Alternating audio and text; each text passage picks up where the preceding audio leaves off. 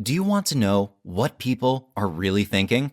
In this book, you will learn everything you need to know about human body language and how to analyze people.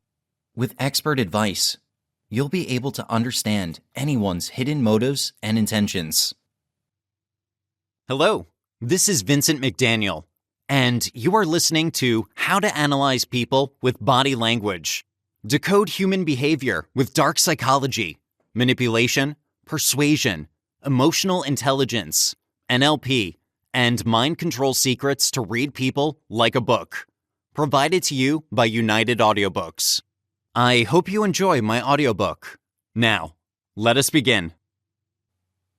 Introduction. We can master the body's hidden and frequently misunderstood language with its automatic responses, nanosecond emotions, and nervous twitches that are readable whether we want to share them or not. Most people are unaware of their own actions when conversing with another person. They are not only guilty of reactions such as rolling their eyes when confronted with disbelief, but also of looking to the sky when imagining and flushing our cheeks when flattered or complimented. Perceiving these subtle, yet present degrees of interpretation extends beyond our spoken words and is frequently counterintuitive to what our colleague or associate is attempting to communicate. Understanding these details requires not only sensing what another person truly means, your intuition, but also realizing the intent of their mind, projection, even when their words indicate otherwise. The ability to correctly assess people will have a significant impact on your social, personal, and professional life. When you understand how another person is truly feeling, you can adjust your message and communication style to ensure it is delivered in the most effective manner possible. It is not difficult to learn these skills. Recognizing how a person feels does not necessitate any special abilities or memorization of actions and reactions. It mostly relies on opening your senses to feelings, tone, and simple natural occurrences of everyday body cues. As you begin to investigate methods of knowing how someone is feeling, even if they do not express it directly to you, you may discover an uneasy emotion, and you could be justified in thinking it is unethical. But consider the use of your knowledge and weigh it with decency and truth. Will you be using it to abuse this person? Will you be underlying their best laid plans in order to undercut their progress? Will you be moving against their wishes to hurt them or make their life less happy? Certainly not, because hopefully you aren't a person who is ruthless and deceitful. But most importantly, this knowledge isn't that powerful. Knowing how to understand another person quite often comes naturally for a small percentage of humans currently. They have naturally come to the level of perception which we were, many eons ago, given at birth. You are basically relearning a skill you used and perfected long ago. When we started making sounds for specific situations, our ability to understand body cues and signs gradually faded, simply because we had a better and more reliable way of communicating. Years of numbing our senses to unspoken language, as our verbal communication increased, our natural and unspoken language all but vanished due to a lack of necessity and use. However, all of that is about to change for you.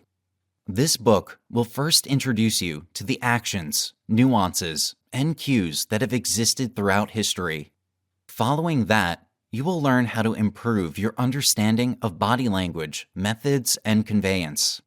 By watching, interpreting, and keying into a person's body language, you can unequivocally determine what they are feeling and the emotions associated with their words. Then, you'll start connecting the signs, because many of them can be interpreted in a variety of ways. If someone raises the corner of their mouth, it may indicate they are hesitant to believe what was said, are doubtful of their own abilities, or are simply disappointed in the actions of others. When this cue is combined with a rolling of the eyes, you have more information to determine the person's true emotion. The more cues you include in the reading, the more accurate your interpretation will be. By incorporating additional signs, you gain more information, which contributes to a more precise interpretation of their body language. You will also see how these methods must be practiced on a regular basis in order to master the technique and move through the understanding with a natural and non-obvious way of perception. The methods taught in this book make it simple to practice, and before you know it, you'll have mastered the language of the body with little effort. In reality, reading body language is an excellent communication skill. When you master communication appreciation, your worlds will become larger and more varied, creating a more abundant and vibrant life for you and your communication. Also, be prepared for people to speak more to you because you will not only be listening to them, they won't understand why, but because you respond well to their conversation, they will elevate your intellect to a higher level and will always enjoy a conversation with you. As you probably already know, most people don't listen, let alone take their interpretation of their colleague to the next level.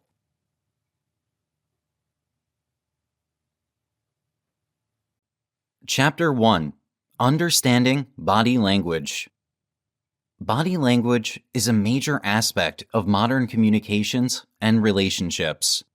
From our own facial expressions to the movements made by our body, the things that are not said can still convey loads of information. Experts say that body language may make up about 60 to 65% of all communication. Learning and understanding body language is important, but it is important that you also take into consideration other clues like context and circumstances. In most cases, you should try looking at the signals as a whole rather than focusing on a single action. Understanding how body language works involves learning how to interpret different consistent signals to support or indicate a specific conclusion. Body language is such a powerful concept. We have learned that body language is more than brief descriptions. It encompasses where the body is in relation to other bodies. This is known as personal space. Body language is composed of different body movements, like eye movements and facial expressions. Additionally, body language also covers everything that we communicate using our body aside from the spoken words, thus encompassing breathing, blood pressure, pulse, blushing, perspiration, etc. So, body language can be defined as the unconscious and conscious transmission and interpretation of our feelings, our moods, and attitudes through the following: posture, movement, position, physical state, and relationship to other bodies or objects, facial expressions, and the simplest eye movement. What body language isn't. Body language, like healing people, does not produce the same results. There are no hard and fast rules for determining another person's implicit expectations or hidden agenda in any given situation. Indeed, even researchers who were trained to read people like a book make mistakes, especially when observing someone who is skilled at controlling a large portion of their cognizant physical behavior. You will be disappointed if you expect to use your ability to read cues and signals provided by the body to reach precise and decisive conclusions. However, as you will learn by using these techniques and practicing your observations, combining the signs can give you a distinct advantage in understanding your companion's thoughts. Understanding body language. Body language is an all-inclusive language.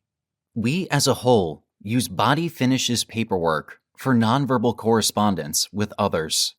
The capacity to comprehend nonverbal communication is one of the most significant devices you can have in getting others. At the point where you get what is truly being imparted to you, it takes the discussion to an unheard of level. You can cause individuals to feel calm. You are effectively ready to build up a profound feeling of compatibility. You become affable.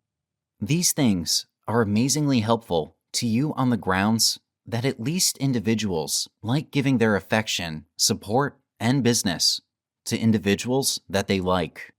The main concern: the more you comprehend other people's contemplations, sentiments, needs, the more you can hand off back to them what they need to get from you. The more you can identify with them, the more affable you become. The more affable you become, the more you can get what you want. Understanding nonverbal communication isn't actually troublesome once you know the rudiments. It's similar to learning another dialect, however, in that you are realizing what various signals and articulations mean. Understanding nonverbal communication is utilized in a wide range of calls. Cops are usually given some training in understanding nonverbal communication because it is useful when cross-examining a suspect or conversing with an observer. The official can undoubtedly determine whether or not the other person is telling the truth by observing the other person's nonverbal communication. Understanding nonverbal communication is very fundamental with regards to schooling calling. Particularly with kids, teachers should have a comprehension of nonverbal communication. Generally, kids are not completely fit for communicating their sentiments utilizing their jargon. Subsequently, teachers ought to have a fundamental comprehension of nonverbal communication to completely get a handle on the thing their understudies are attempting to communicate. Understanding nonverbal communication is important when it comes to giving orders or passing messages. If the people with whom you work or interact understand body language, it will be much easier for you to communicate with them. Furthermore, the right combination of nonverbal and verbal communication can result in more compelling communication. Understanding nonverbal communication, for the most part, helps an individual portray his or her character. You may be aware of people in your life with whom you have never had a conversation, but you can learn about how they work by observing their nonverbal communication. This is that energy vibration you get on when you realize somebody is feeling terrible or a positive state of mind. You feel it some way or another without them saying a word. But it's because of the very reality that your psyche mind as of now comprehends and deciphers nonverbal communication. What's more, your psyche mind sends you that data it knows through the sentiments you get about someone else. You don't know why you feel the way you do about them, yet there's something about them that unsettles you. Reading body language. Body language is one of the primary means by which we perceive and recognize another person's true feelings. Learning how to engage in nonverbal communication will help you gain insight into what others are saying. Unfortunately, not everyone is born with the ability to fully articulate their thoughts. Particularly nowadays, with all the advanced methods of communicating through messaging and other quick informing frameworks, individuals have become increasingly distant and, to put it bluntly, not always completely honest. Learning how to get on prompts provides you with an additional tool that will come in handy on more occasions than not. When figuring out how to pursue nonverbal communication, perception is the key. Zeroing in on what others say verbally isn't in every case enough, on the grounds that our language capacities are to such an extent that an individual can say a certain something and effectively mean something different. Individuals can tend to utilize exceptionally ambiguous language while articulating their thoughts. As you figure out how to intently notice what is being said, as well as how it is said, you are fostering the most fundamental ability needed to fruitfully read body language. Other nonverbal cues, such as facial expressions and tone of voice, are also very important in learning to read body language. Noticing looks is perhaps the most straightforward part. with regards to figuring out how to pursue nonverbal communication. However, it is exceptionally normal that individuals will endeavor to attempt to cover looks.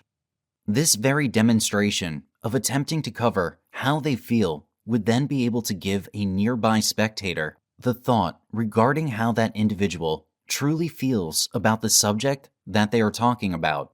You've done it without anyone else's help. You've attempted to grin when you truly felt sad. You've attempted to put on a genuine face when you truly wanted to grin. We've all been at fault for attempting to change the appearance of our countenances. Presently, you will want to get on this when others are doing it. What's more, you will likewise know which other real signs to take a gander at to find out what's happening inside the other's brain.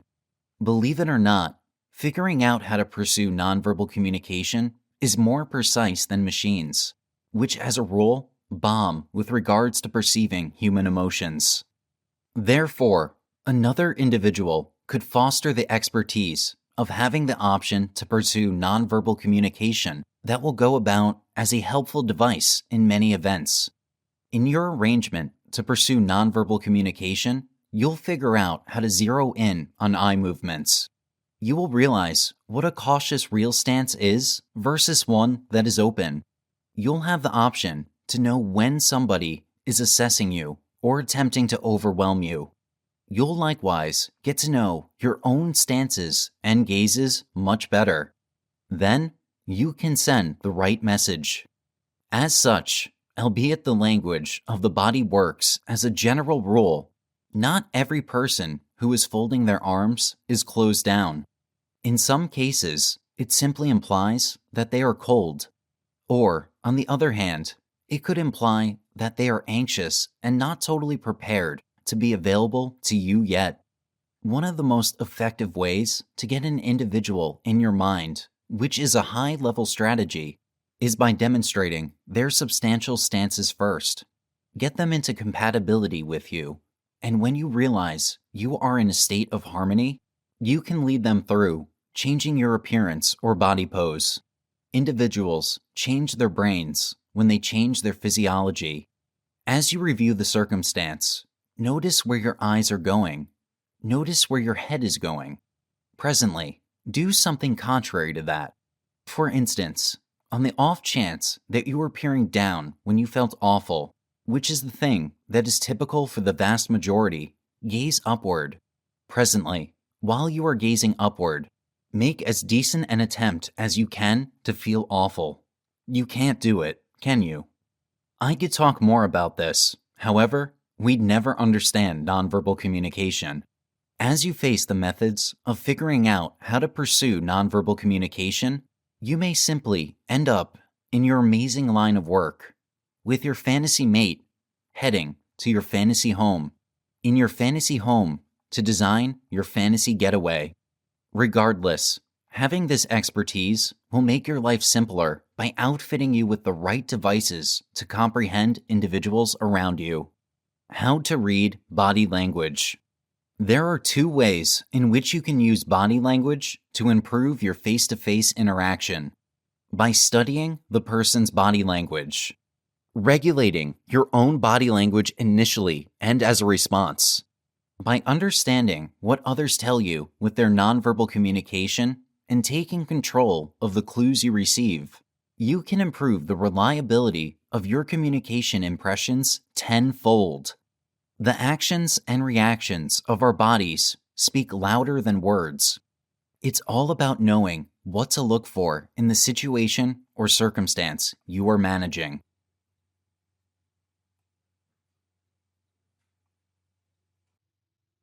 I hope you are enjoying my audiobook so far. It would be a pleasure if you could let me know how you are feeling about this audiobook in the comment section below. We would greatly appreciate it if you could also like this video and subscribe to United Audiobooks to have access to more best-selling audiobooks in the future.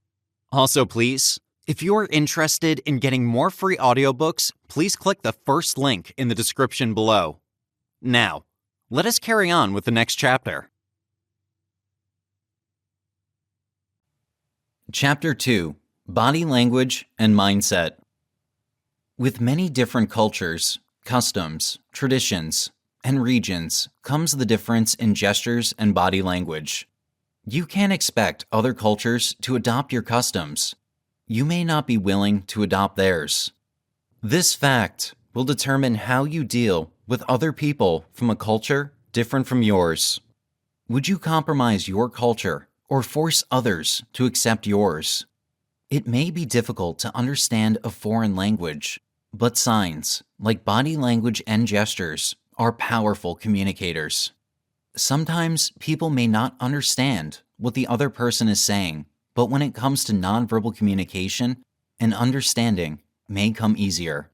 People should be more sensitive, more observant, and more aware of a variety of body languages, gestures, and actions that happen every day. Respect is an important aspect of establishing a relationship with somebody that has a different culture from yours. People should be willing to learn, understand, and respect each other's culture and traditions. Some gestures and body language are obvious, but most of the time they are subtle.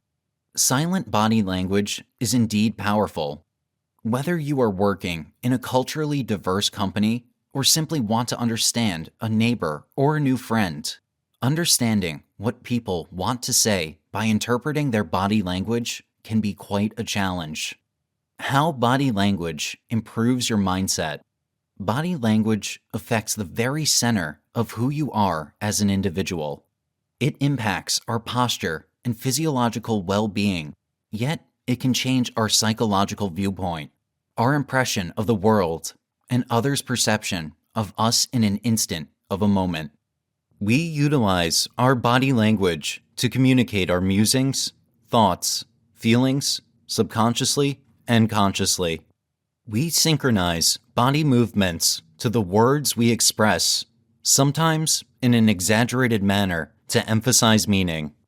We impart purposely through activities like shrugging our shoulders or applauding as much as we do with inadvertent actions, like collapsing in on ourselves when we are criticized or embarrassed or pointing our feet toward the individual we are speaking with.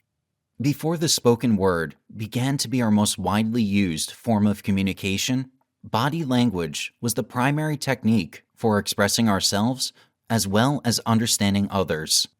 Our body is one of the major tools we use to express ourselves, whether we are aware of its communications or not.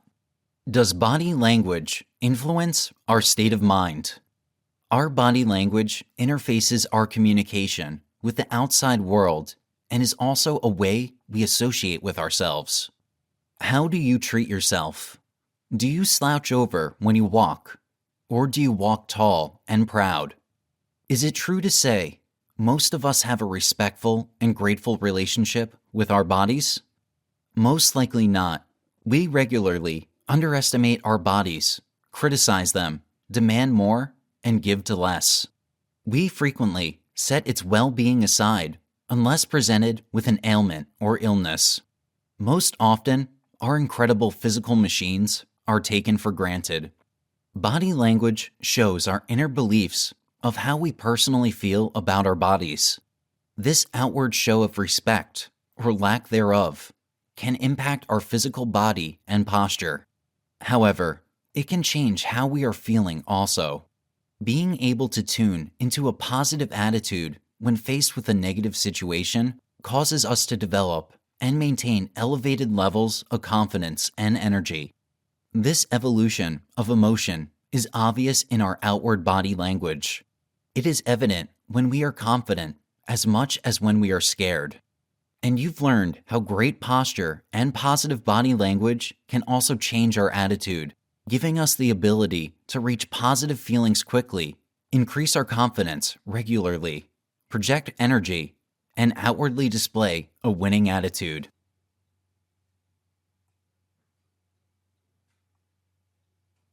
Chapter 3: Main Types of Body Language.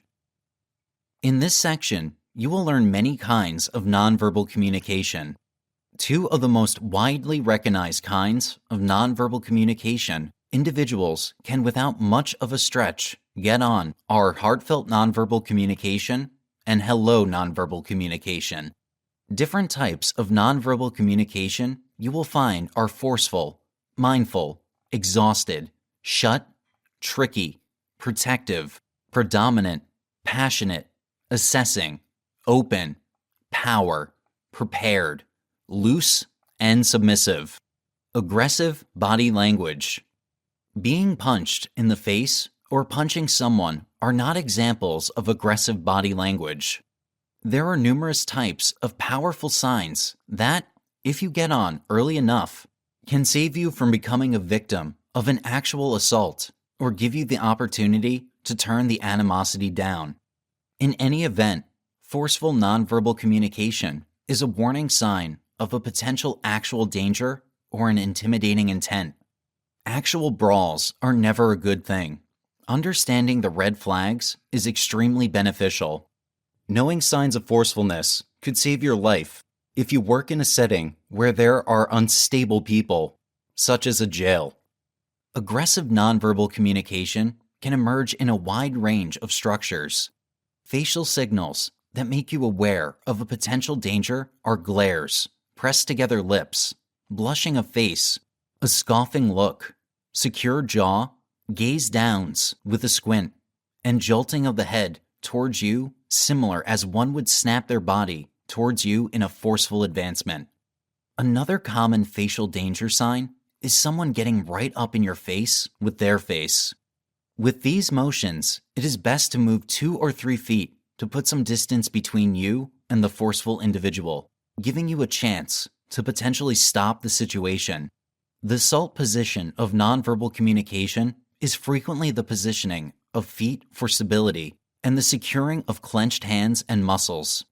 Some may have a little fun with their feet, similar to a boxer. However, this is not the norm. There are some people who show no outward physical signs that they intend to punch you. Individuals with a high level of influence may show little to no indication that they intend to assault another. Nonverbal communication alone can put one in danger in this situation, so it is critical to pay attention to word prompts as well. Crossing one's individual space, mental, or passionate limits is another type of forceful nonverbal communication. Everyone has a safe haven, known as their own space. When that line is crossed physically, e.g., getting up in someone's face, bumping into them, physically touching another without permission, etc., that invasion of space can be very upsetting for some people and may be interpreted as aggressive body language. People who do this may have good intentions, but they may also be trying to get close to you. They do this to gain power over others by making them feel uncomfortable and becoming physically aggressive. Aggressive body language gestures are warning signs that you are in danger. Hand gestures are frequently used to provoke another person into physical conflict. For example, flipping someone off, gang signs, or arm thrusting, which is usually followed by verbal insults. Slamming things, fist on table, wall, door, etc., is another obvious great indicator. Kicking and stomping are 2 other ways to show aggressive body language without making physical contact. Attentive body language. The appearance of tuning in and hearing what others are saying through nonverbal communication is referred to as attentive nonverbal communication. A good example of absent-minded nonverbal communication is yawning or falling asleep. If you are applying for a job or working in a field that requires verbal contact with people, being able to appropriately display mindful nonverbal communication can have a significant impact. Another situation in which exceptional abilities in mindful nonverbal communication come in handy is in close relationships and personal circumstances. Solid mindful nonverbal communication demonstrates that you are genuinely interested in what another person is saying, is complimenting, and will almost certainly result in shared attention. One way to give the impression of effectively paying attention to someone else through nonverbal communication is to lean toward the person who is speaking. However, keep individual limits in mind while doing so. You'll want to know if someone is paying attention to you, mindfully assuming that their gaze is on you and they don't wander off in different directions irregularly during the conversation. They will also flicker less than usual. When someone is paying attention to another person, their glare line is usually indented, indicating that they are focused on what you are saying. You will notice head nodding in agreement or disagreement with what you are saying, as well as verbal utterances such as uh-huh, of The person listening may imitate your nonverbal communication as well. This is a fantastic way to express that you are in sync. Closed body language. Have you at any point contemplated whether your life partner, companion, collaborator, or manager was exhausted with all that emerged from your mouth? However, you are not exactly ready to tell by their nonverbal communication?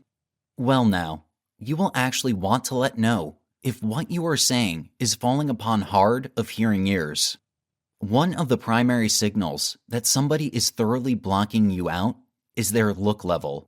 Assuming they are continually occupied by each and every clamor or development, you can wager they are not focusing on you, paying little heed to how often they let you know they are listening. Keep an eye out for cold hands and feet, as well as jerking eyes, as these are signs that you haven't given them your full attention. The point at which a person begins to yawn or slump is a huge sign. In reality, yawning can be a sign that an individual is deficient in oxygen. However, when exhausted, an individual will also yawn. If someone falls asleep in front of you, you have a serious presentation problem and should consider taking some speech or effective communication classes. One of the reasons people may choose to tune out is that the topic you're discussing with them is something they either don't understand or don't want to understand. Or, on the other hand, it could be something they've heard you say before. If an individual has no stake in the thing you are examining, it is exceptionally simple for them to lose intrigue and become exhausted rapidly. When addressing a gathering or on a one-on-one basis, it is vital to utilize nonverbal communication while you talk. Do not use tedious clarifications. Keep it short and direct. You don't have to reiterate 50 ways of making yourself clear. Let them ask away. Have faith in them. They will know what you mean. When a person is tired, you may also notice closed nonverbal communication. Closed body language indicates that your audience has completely shut down and that you are no longer in the same room with them, even if you are standing directly in front of them. Teens are capable of displaying this flawlessly at times. Closed nonverbal communication can also introduce a cautious activity in people. In the event that you are facing an individual and they show shut nonverbal communication, it very well might be on the grounds that you are frightening them, and with the end goal for you to get across the thing you are attempting to say successfully, you should change your approach. Examples of shut nonverbal communication are twisting up in a ball, shaking, firmly collapsed arms, firmly crossed legs, and a descending look or focused look at an item, such a divider, or the floor or feet. There may be many justifications for why you get shut nonverbal communication from a person. Don't consequently expect it is a direct result of you for sure, you are saying. The individual may have recently had a particularly difficult day. When you encounter someone who appears to give up for the day, take note of what was said at the time the nonverbal communication changed. It's usually a good indicator of what's going on with them. When a person feels undermined, even if it is only verbally, their body reacts. They will either go into a protective or a forceful mode. It is a self-protection mode when in the protective mode.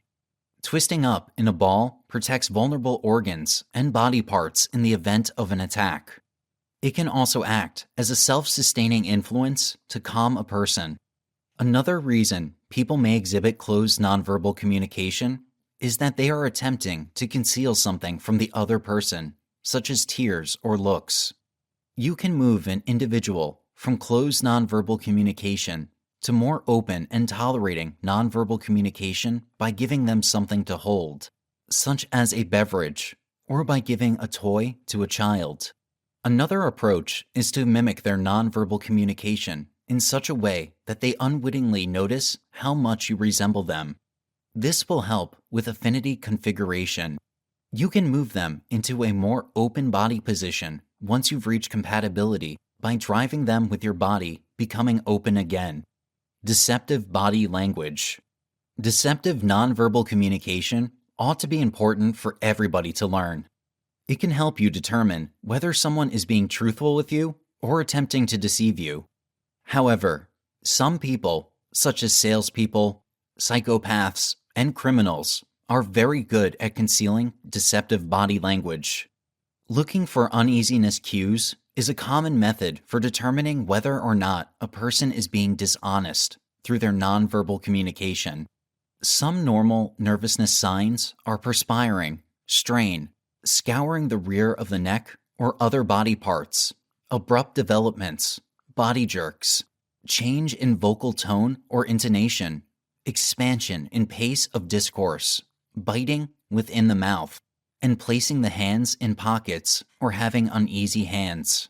When lying, a person will frequently attempt to conceal their deception by attempting to control their nonverbal communication through restricted grins and misrepresented hand motions. The body, you see, does not lie. Individuals are also aware of this. This could result in odd, ungainly, or jerky developments. Their conversation may become hesitant in their attempt to dial it back and think about what to say right away. They will frequently talk while looking distracted and avoid eye contact. On the off chance that they are successful, they may shift their weight from one foot to the next more frequently than usual. The law requires that nonverbal communication be pursued. As part of that preparation, they learn about how the mind works and how the body reacts when using various parts of the brain when thinking, such as eye movement. It is believed that the direction one looks when responding to an inquiry can aid in determining whether the individual is lying. This isn't always a good indicator to use in truth-finding. However, if someone looks to one side while responding to a question, you should pay close attention to what they're saying. Here's the reason. It is believed to be an intuitive activity to look to the right when one is using the left half of their mind, the rational and insightful side, and to look to the left when utilizing the right half of your cerebrum, the enthusiastic and inventive side. It is imagined that when an individual lies, they use the passed-on piece of their cerebrum to make the falsehood which makes their eyes look to one side. There is documentation that states contrasting perspectives on lying and eye stare. Some say an individual is lying when they look to the right since they are utilizing the imaginative side of their cerebrum to make up the story, where others say the left since they are attempting to utilize rationale to sound good to themselves. Another hypothesis is that, regardless, it is turned around for left-give people. So, don't be the judge and jury due to the bearing an individual looks when they react to an inquiry you pose or when they are recounting to you a story. Give close consideration to all their nonverbal communication before condemning them. This data will prove to be more useful when you can get on and recall the bearing of the eyes on account of somebody lying. You can, without much of a stretch, adjust for this by asking them a bunch of test inquiries, and afterward, getting some information about something and watching where their eyes go. Here are a couple of additional fascinating things about eye stare when attempting to review a memory or store information. At the point when we are attempting to review a memory, we utilize the right half of our mind, making our eyes look to the left. At the point when you are looking for visual recollections, your eyes look up, and when an individual looks descending, they are attempting to review passionate recollections. Be that as it may, eyes looking right to left means they are attempting to review or process hearable memories. Observing nonverbal communication can be helpful, particularly in the event that the other individual isn't coming clean. Nonverbal communication, when lying, varies and can, without much of a stretch, be gotten by any individual who is observant. Body language, when lying, regularly goes unrecognized. Be that as it may, it is perhaps the least demanding method for knowing whether somebody is deceiving you. Grins are one of the least demanding nonverbal communication signs to pursue. Individuals who grin for it, by and large, utilize the muscles around the mouth. A genuine grin utilizes more muscles, and the cheeks of an individual ordinarily move when grinning. An individual who is concealing something from you will try not to visually connect. This is on the grounds that the eyes are a fundamental part of pursuing an individual's nonverbal communication. Eyes frequently uncover whether an individual is lying or not. It is incredibly hard for an individual to lie and keep an indifferent expression. Individuals who are lying regularly glance around and continually continue to move the place of their eyes. This is normal nonverbal communication when lying.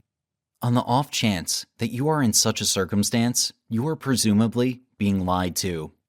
An individual who is lying effectively becomes guarded. This is one of the most well-known things they do. Or, on the other hand, they might speak more loudly or change their tone. An individual who is lying will regularly need to counterfeit genuine nonverbal communication signals. An illustration of this would be when acting astounded. The individual might have a dormant response and not act unexpectedly. Since individuals who are lying will change their manner of speaking, assuming somebody says, "I love you." However, they are utilizing a tone that is incredibly unique for them. They are presumably feeling exceptionally apprehensive with regards to saying it, and it may mean they are not telling you the truth.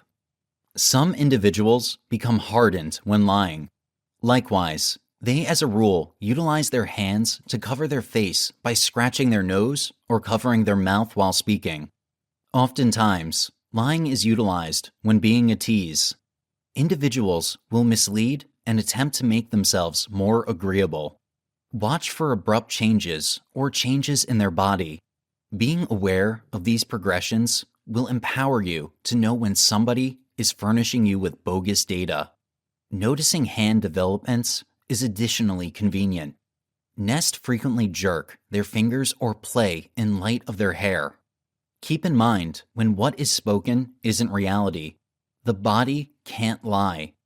It is absolutely incongruent and awkward to lie, and the body will tell you by exhibiting a change by the way they are taking care of themselves genuinely. Being perceptive of the body developments when they are not lying and when they are lying will drastically assist you with knowing whether you are being lied to. Defensive body language. When a person is nervous, their nonverbal communication reveals this in a couple of ways. Feeling cautious implies that the individual is feeling undermined or under attack. The body enters a state of indistinctive reaction. Despite the fact that there is no genuine physical danger, they may feel seriously undermined or intellectually threatened. When a person believes they are being attacked, they instinctively try to protect themselves from harm. They will attempt to put a boundary between themselves and the individual or circumstance that is causing them to feel awkward. This could be a chair, a table, or holding a package out in front of them, making an obstacle between themselves and the perceived threat. They might grasp their keys in the middle of their fingers. They might fold their arms. Another cautious body act prompt is the point at which someone becomes extremely hardened or rigid. An individual in a protective mode may look around on the farthest edge of the range, attempting to figure out how to get away. They may decide to flee. The term indistinctive reaction will be used from now on. This is a typical reaction that the vast majority of people have when they feel pressure, strain, or nervousness, and feeling guarded or enduring an onslaught is certainly one way to elicit such a reaction in the following body language. Dominant body language. Dominant nonverbal communication is strongly associated with forceful nonverbal communication, albeit at a lower level of enthusiasm. The primary goal of dominant nonverbal communication is to demonstrate control over another person, not in a forceful way, but in a legitimate way. A person with a strong preference for nonverbal communication will frequently try to make their body appear larger than it is. They will frequently fold their arms with their hands under their biceps in an attempt to push their chest out, giving them a larger appearance. People will stand with their hands on their hips, elbows out wide, chest out, and jaw up. Many mothers will be in this position while training their children. Consider a scene in a movie where a suspect is in a cross-examination room. As you can see from the scene, the investigator is normally standing, causing the suspect to sit in order to give a dominant stature over the suspect. They may pace the floor. This is similar to denoting his territory. By attacking the individual's personal space, they make the individual feel awkward, especially with the additional height and being talked down to. You will also see to it that you insult, control, and overwhelm the situation. It usually manifests as gaze downs, eye movement, yawning, squinting, or smirking. Emotions and body language. Emotions nonverbal communication is an exceptionally wide region as an individual feels a wide range of feelings. Outrage, for example, seems not the same as cheerful nonverbal communication. Anyway, some nonverbal communication signs of cheerfulness can be blended in with miserable body language. There are numerous nonverbal signs that can assist you with figuring out the thing someone else is feeling inwardly. But they are not selected, and no two individuals essentially respond the same way to similar boost. What you think would make an individual miserable may not affect them at all. Conversely, you might figure an individual won't have any response. Starting with outrage, an individual can be irate for some reasons, from getting an awful grade, having a terrible day at work, a bob check, a contention, and numerous different circumstances. A few things might outrage one individual more profoundly than another. Normal nonverbal communication signs of outrage are a flushed face or neck, gripped jaw or clenched hand, pacing, attack of individual space, and the utilization of the forceful nonverbal communication we discussed earlier. The feelings of dread, tension, or apprehension are all essential for similar arrangements of feelings, and in this manner, they have comparable qualities with regards to nonverbal communication. Knowing somewhat about the circumstance while perusing the people's nonverbal communication will help you acquire further understanding into precisely which of these feelings they are encountering: dread, uneasiness, or anxiety. The nonverbal communication of these feelings can introduce itself as the body becoming uncontrollably nervous, having a pale face, getting a dry mouth, redirecting from eye-to-eye connection, or they can seem like they are very nearly tears with clammy eyes. They may also exhibit a shuddering lip, eye jerking, voice quakes, stammering, breaks in the voice, perspiring, an uplifted heartbeat, grip clench hand, muscles, or jaw. When people experience these feelings, they also forget to breathe. As a result, you may notice long pauses. Certain people may become uneasy, while others may adopt a more guarded nonverbal communication posture. As might be expected, a significant number of these nonverbal communication signals are available in the various feelings we've discussed. Reading the body isn't as old as reading books. It will tell you a portion of the story. Sadness is typically manifested as a slumping or hanging of the shoulders, or the body going limp. The lip will tremble as well. Tears, of course, are a clear indication of sadness. A tragic person will generally speak in a droning voice. Embarrassment can manifest as a flushed face, aversion to eye contact, a frown, or a resigned smile. Embarrassment can also lead to withdrawal in some people. Surprise nonverbal communication will result in enlarged eyes and cocked brows. Their mouth may drop open, and they may even appear surprised, or they may make an unexpected development back. Happiness. The eyes will be wide open, can manifest as bittersweet tears of delight, a genuine grin on the lips and eyes, and a generally speaking loose demeanor. Extreme happiness may cause a person to perform a cheerful dance in which they bounce around, thrashing their arms around, or applauding wildly. Although these are extremely common types of nonverbal communication used to communicate a feeling, some people are not as expressive and may not exhibit any of this overstated articulation. They could be ecstatic and even crack a small smile. The best way to pursue nonverbal communication is to become extremely perceptive of what people do in their various states, and then you will know when they are in that state by watching them and not saying anything. Relaxed, open body language. Nonverbal communication that is relaxed or open on the whole communicates comfort. The most obvious signs of comfort are open arms and open palms, especially if the hands are resting freely in their laps or they appear to be in good health overall. This conveys the desire for people to completely reveal themselves. They're sloppy. Assuming an individual was displaying closed nonverbal communication and you suddenly notice that it has changed to open, consider what you may have said or done that caused them to become more open toward you. Obviously, the inverse is also true. Here are some different signs to search for. Facial appearance is loose with a potential slight grin or loosened up mouth. Their legs are uncrossed and parallel. Their eyes are looking and visually connecting with you. They are grinning, sitting upright or reclining easily. A person's breathing is slower than typical and steady. The entire body is loose, with no indications of pressure or muscle tone. Indeed, even their complexion shading will be typical, not very pale, not very flush. An individual's feet tell you who they do and do not feel comfortable with. Submissive body language.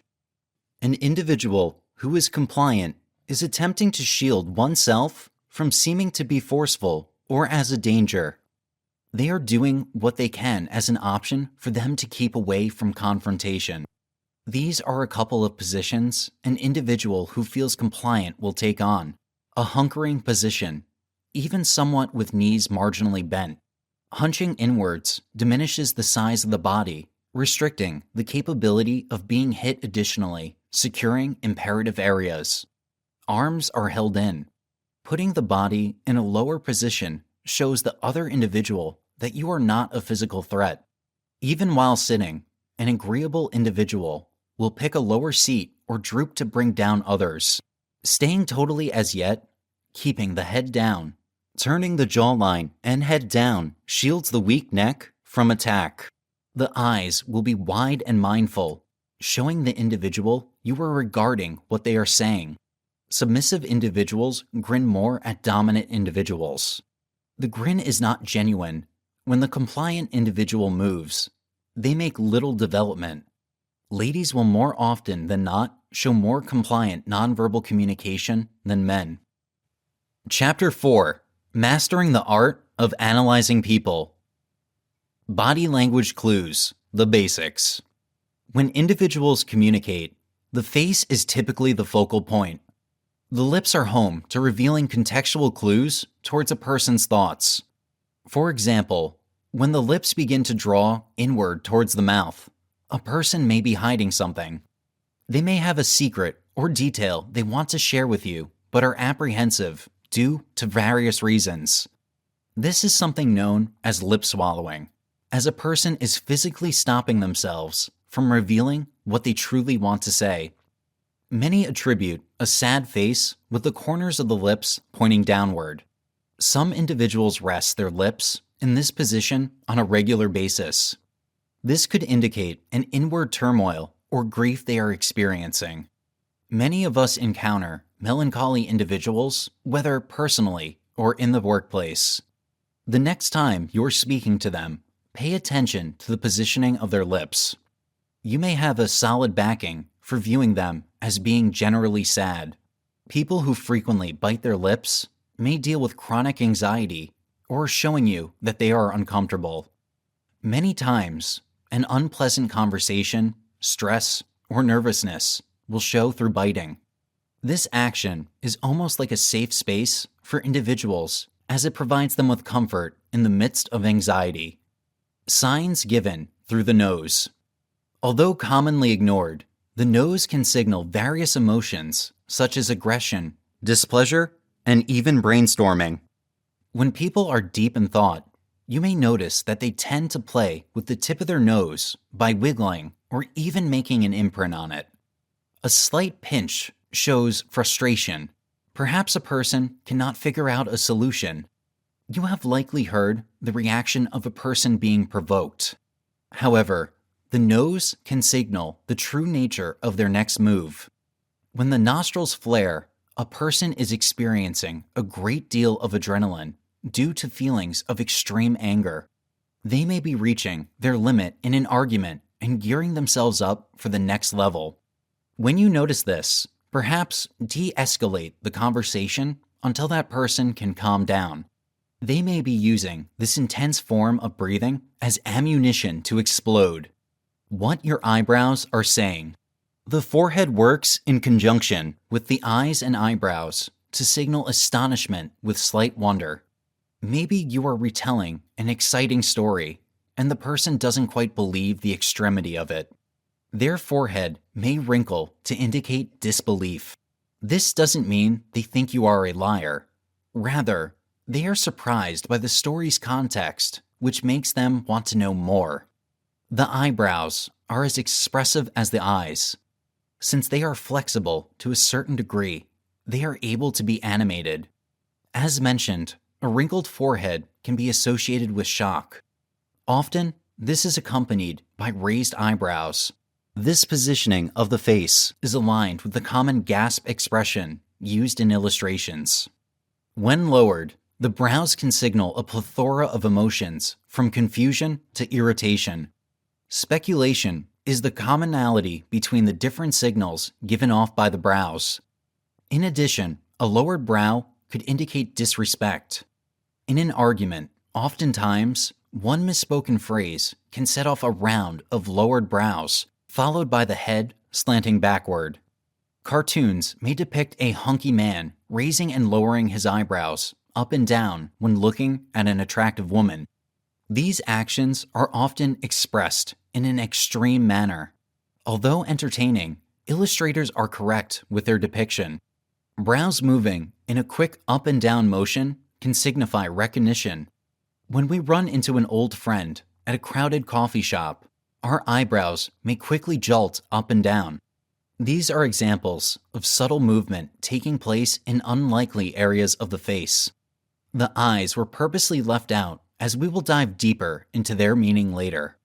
Although the face is home to distinct signs of emotion, the body can radiate similar clues to indicate feelings. Body cues. When engaging in a conversation, leaning towards your partner reveals interest.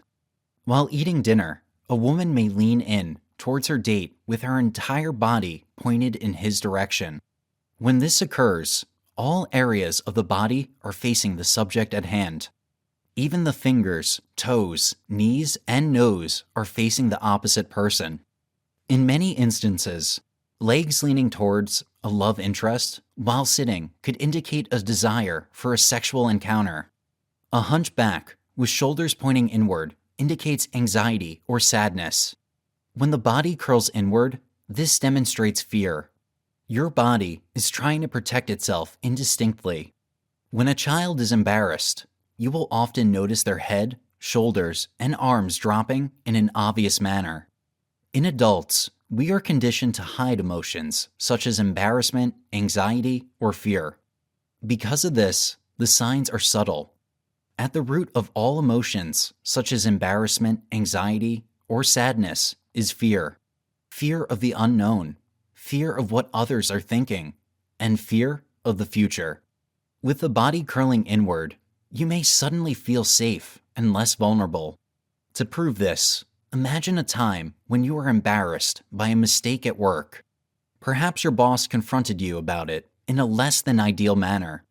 Did you have to force your body to stand tall to exude confidence? If so, you probably had to work at holding yourself upright. The chest is a silent means of flirtation for both men and women. Men may point their chest outward to show masculinity. A woman may entice by pointing her chest towards her interest in order to expose her breast. In addition, women may slightly turn their chest to about 45 degrees in order to further pronounce their figure. A chest that is curving inward is a protective mechanism. Animals, as mentioned in the outset, have similar body language that communicates dominance or submission. When a wolf is showing his alpha that he is not a threat, he will curve his chest inward, thus concealing his strength. This isn't an inviting pose, but rather a sign that he isn't seeking conflict. Humans display these same tendencies.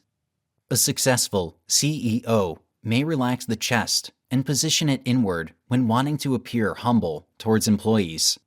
This pose, although it translates insecurity, can be a friendly, submissive gesture, perhaps even signaling respect. Signs of the shoulders, neck, and hips. In a similar fashion, when the shoulders, neck, and back are upright, this person is demonstrating confidence. However, the need for authoritative power could shift the shoulders from an upright positioning to one that looms over as a means to show intimidation.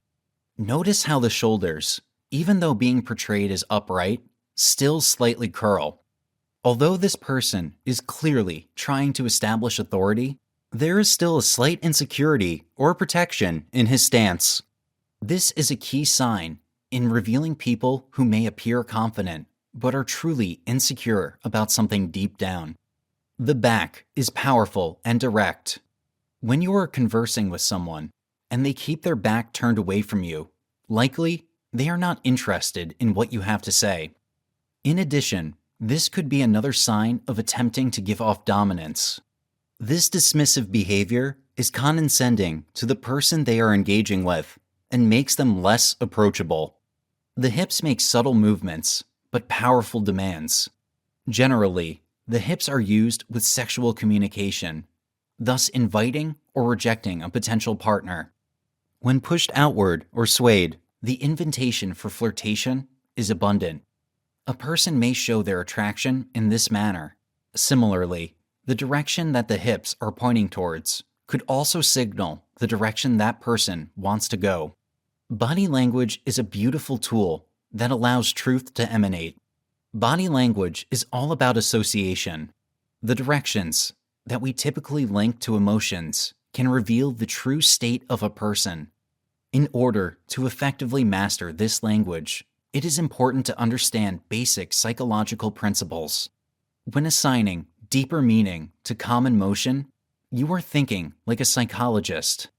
As mentioned, the previous examples only scratch the surface to what the body is telling us.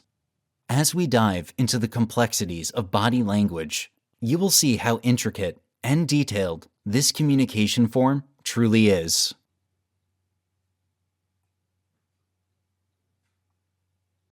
Chapter 5. Interpreting Body Language from Head to Toe. Body language translation includes the investigation of motions, activities, and looks identified with human behavior. In our day-to-day routines, the speciality of legitimate nonverbal communication understanding is about the capacity to take a gander at the singular you are speaking with and getting different signs. A portion of the essential ones of which we have as of now depicted. A critical element of nonverbal communication understanding is to guarantee that you are inconspicuous with regards to what you are doing, as such that the other individual doesn't understand what you are doing this. Inability to do as such will bring about the individual inclination, awkward and occupied by your behavior. Body language involves motions and developments, including all various pieces of the body, from head to toe. We will go over the essential implications of every space of the body. In later sections, we will unravel the distinctive nonverbal communication implications altogether by mindset or disposition. Each sign of nonverbal communication might have various implications, contingent on the circumstance in which it was delivered. As an aside, prior to digging too profoundly into the signals your body talks, a considerable lot of these will seem like exceptionally normal information. Some will not. The motions will apply to many individuals and will have alternate importance when others do them.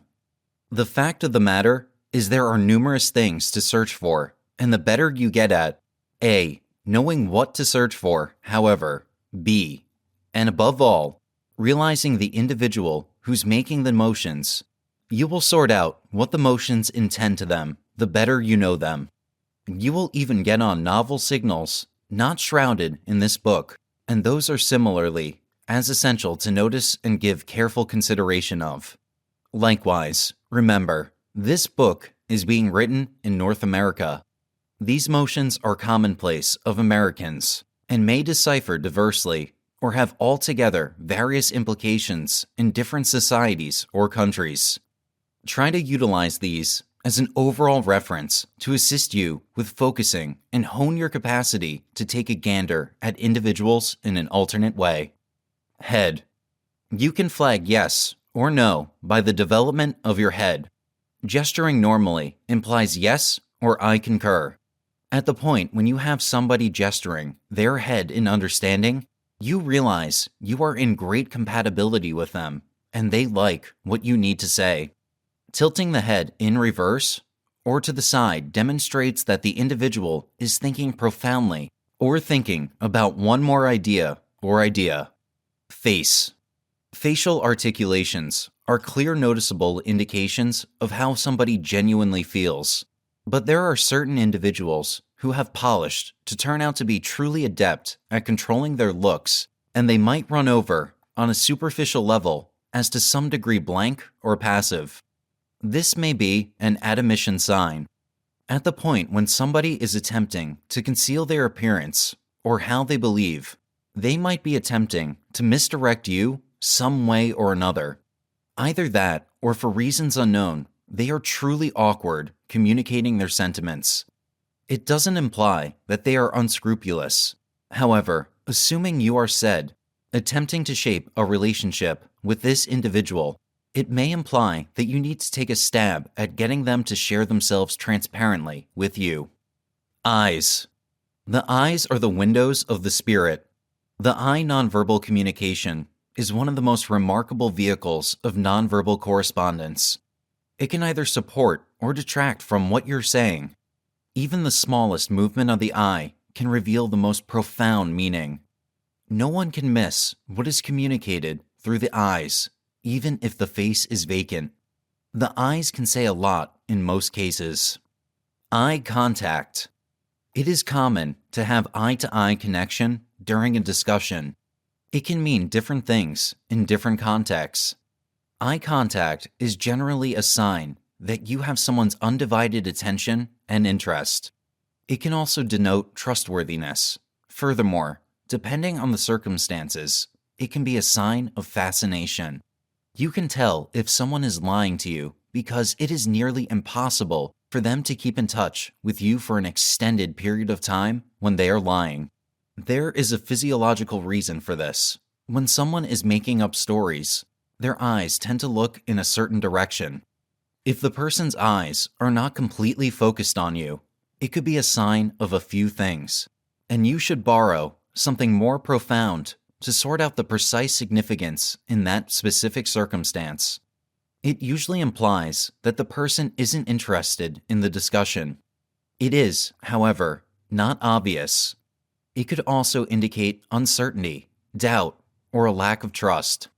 It could imply that the person is horribly drawn to you and is too afraid to allow you to see their eyes. which may cause them to leave you. They, too, could be essentially distracted. Appropriate use of eye-to-eye contact also includes knowing when to look away. There are numerous translations for a long eye-to-eye connection. It could be an engaged thought or an indication of fascination. However, this can be uncomfortable at times, so the trick is to look at the bridge of the nose. If one can maintain a long eye-to-eye connection without squinting, it may also indicate power or control. Nonetheless, prolonged eye contact may appear unusual. Take a break now and then. However, breaking it may indicate other meanings, such as situations in which one wishes to end the conversation, has been insulted, or discovered, or is being threatened. Eye movements. If the individual has a large number of students, the individual is interested in the conversation. The eyes glinting in various directions have different implications. When one admires the right, it implies that he is imagining visual things. In the meantime, when he admires the left bearing, it suggests that he is trying to recall something. However, depending on the individual, there are still cases where it is in a turned-around request. To begin, put him to the test by asking him to recall a known memory and to visualize an event. Peering down, on the other hand, may imply that one is conversing with himself, but this is more obvious if the lips have developed further. It could also be a sign of disgrace, culpability, or accommodation. When people look down, it usually means they are trying to remember how they felt about something. Peering down on someone else implies that he is in command of the situation or is conversing with someone who is a subordinate to him. Lateral eye movements can indicate deception, interruption, or the fact that you are reviewing data that is relevant to you. When you look from one eye to the next, and then up to the brow, it implies that you are scrutinizing someone. When you go down to the nose, you are conversing with someone of your status level. Furthermore, it indicates fascination or romance when looking from one eye to the next, and down to the lips. Eyes expressions. Various emotions and temperaments can be communicated by looking, winking, squinting, closing, and gazing. Looking expresses curiosity or fixation. I'm looking for shows that I'd like to see. Take, for example, the subject of food. It implies a desire to eat. Winking indicates a plan. It could also be a method of teasing. A person would squint his eyes if he was unsure or attempting to assess or confirm honesty. Shutting one's eyes implies that the person needs a split second to be away from the world, or that he or she is attempting to recall something. Furthermore, gazing demonstrates a state of shock or disbelief. Eyes of romance and flirtation. Friendship can be expressed through the eyes. Winking is a way for someone to tease another person. The most common way of seeing someone is to quickly turn away and then look back. This is an undeniable sign of fascination. A waiting, warm expression is also a sign of sentiment or desire. You'll know what the person you're chatting with needs or doesn't need if you know how to read eye language. And if you know how to use it correctly, you can assume responsibility for any situation or know the proper planning to use various eye movements or expressions. The eyes are also used to tease, particularly in determining whether the individual is drawn to you or not. It is a sign of fascination when your eyes meet across the room and then one of you turns away and then thinks back. Another sign of fascination is when the eyes move down to the lips and then back to the eyes. If one's eyes are drawn to the brow of another, it indicates that he is conversing with someone of authority. When the eyes move down to the nose, it implies there are no power imbalances between the two parties. Eyebrows. Raised eyebrows express amazement or shock. A flick of the eyebrows while looking at another singular shows that the individual is recognizing the other individual or hello him or her. Nose. Touching or scouring the nose is one of the most well-known self-contacting motions, which is generally finished by individuals who are lying or attempting to stow away something. Lips. Licking or gnawing the lips is one of the ordinary signs of being a tease by women. Kissing is a motion that should be possible to show one's fondness and furthermore utilized as a type of greeting. Shoulders and back. When the shoulders are squared and pulled back, yet without a lot of fixing of the back muscles, that demonstrates confidence. When the back muscles are unbending and hardened, this shows pressure and anxiety. Slumping of the back or shoulders means lethargy or boredom. Arms and hands. The arms and hands are yet another important factor in nonverbal communication interpretation. An open position of the arms conveys a sense of honesty and acceptance of the situation. Crossing one's arms indicates a defensive posture, as well as doubt or suspicion of what the other person is saying. Palms open express a relaxed and comfortable state of mind. Putting one's hands in one's pockets is generally interpreted as nervousness or a lack of interest. Hands on the waist may indicate rage or anger. The clenched fist is another common hand gesture. This expression expresses rage, frustration, defensiveness, resistance, or confidence. The way a person shakes hands can convey a variety of messages. Standing up to shake hands is customary. This is a respectful gesture. Maintaining eye contact throughout the handshake is a sign of sincerity. The person who initiates the handshake demonstrates confidence, whereas sweaty palms indicate anxiety or nervousness. A firm handshake with the hand pointing downward is universally recognized as a sign of trust. The palms should also make contact with one another. If they're too tight, it could mean they're overcompensating for something. On the other hand, a weak handshake indicates nervousness. Legs and feet. When an individual's legs are shoulder width apart, whether standing or in a seated position, it indicates that the individual is relaxed. Standing with your legs crossed may be a sign of modesty. Crossing one's legs when seated is something that many people, especially women, do for comfort. However, it can also indicate that the person is cautious, distant, or disconnected. Foot position is also a useful tool in nonverbal communication comprehension. Assuming the individual's feet are pointing at you while you remain opposite each other, this indicates that the individual is quiet with you. Their gaze will be fixed on you, and their head will be tilted in your direction. However, assuming the individual's feet are pointing away from you, all things considered, their head and eyes will likewise not be on you. This might show an absence of interest or a sensation of uneasiness or awkwardness. There are a couple of tips that can be utilized for nonverbal communication translation. Nonverbal communication translation is a valuable ability that you want to chip away at routinely. It is amazingly helpful, assuming you know how to unravel the implications of someone else's nonverbal communication. Be that as it may, the signs are false consistently. Not all impressions from pursuing nonverbal communication last. This may be steady on the off chance that you as of now have a thought on the character of the person. With more practice, you will be better and subtler in your approach. Misinterpreting body language. These are general, obviously. Very much like dreams don't generally have the same importance to everybody. The capacity to peruse somebody's body motions is in some cases not totally dependable.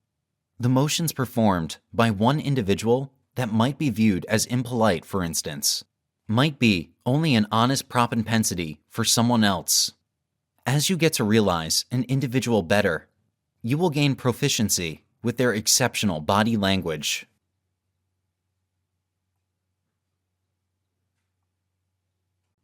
Chapter 6. How Manipulators Use Body Language. Psychological manipulation is a sort of social influence that intends to change the conduct or impression of others through roundabout, misleading, or mischievous strategies.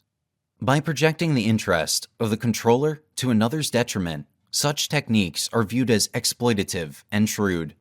Social influence isn't necessarily harmful, but when done in a malicious way or with self-improving means, it is considered to be abusive and hurtful.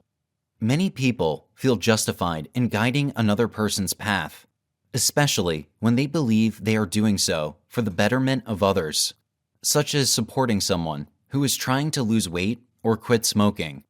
As a result, individuals, companions, families, and specialists attempt to persuade people to change unhelpful habits and practices. When it refers to the privilege of the individual who can either acknowledge or dismiss it, such as suggesting a certain route for a trip or a particular brand of coffee, social influence is commonly seen as harmless. This is not regarded as excessively coercive.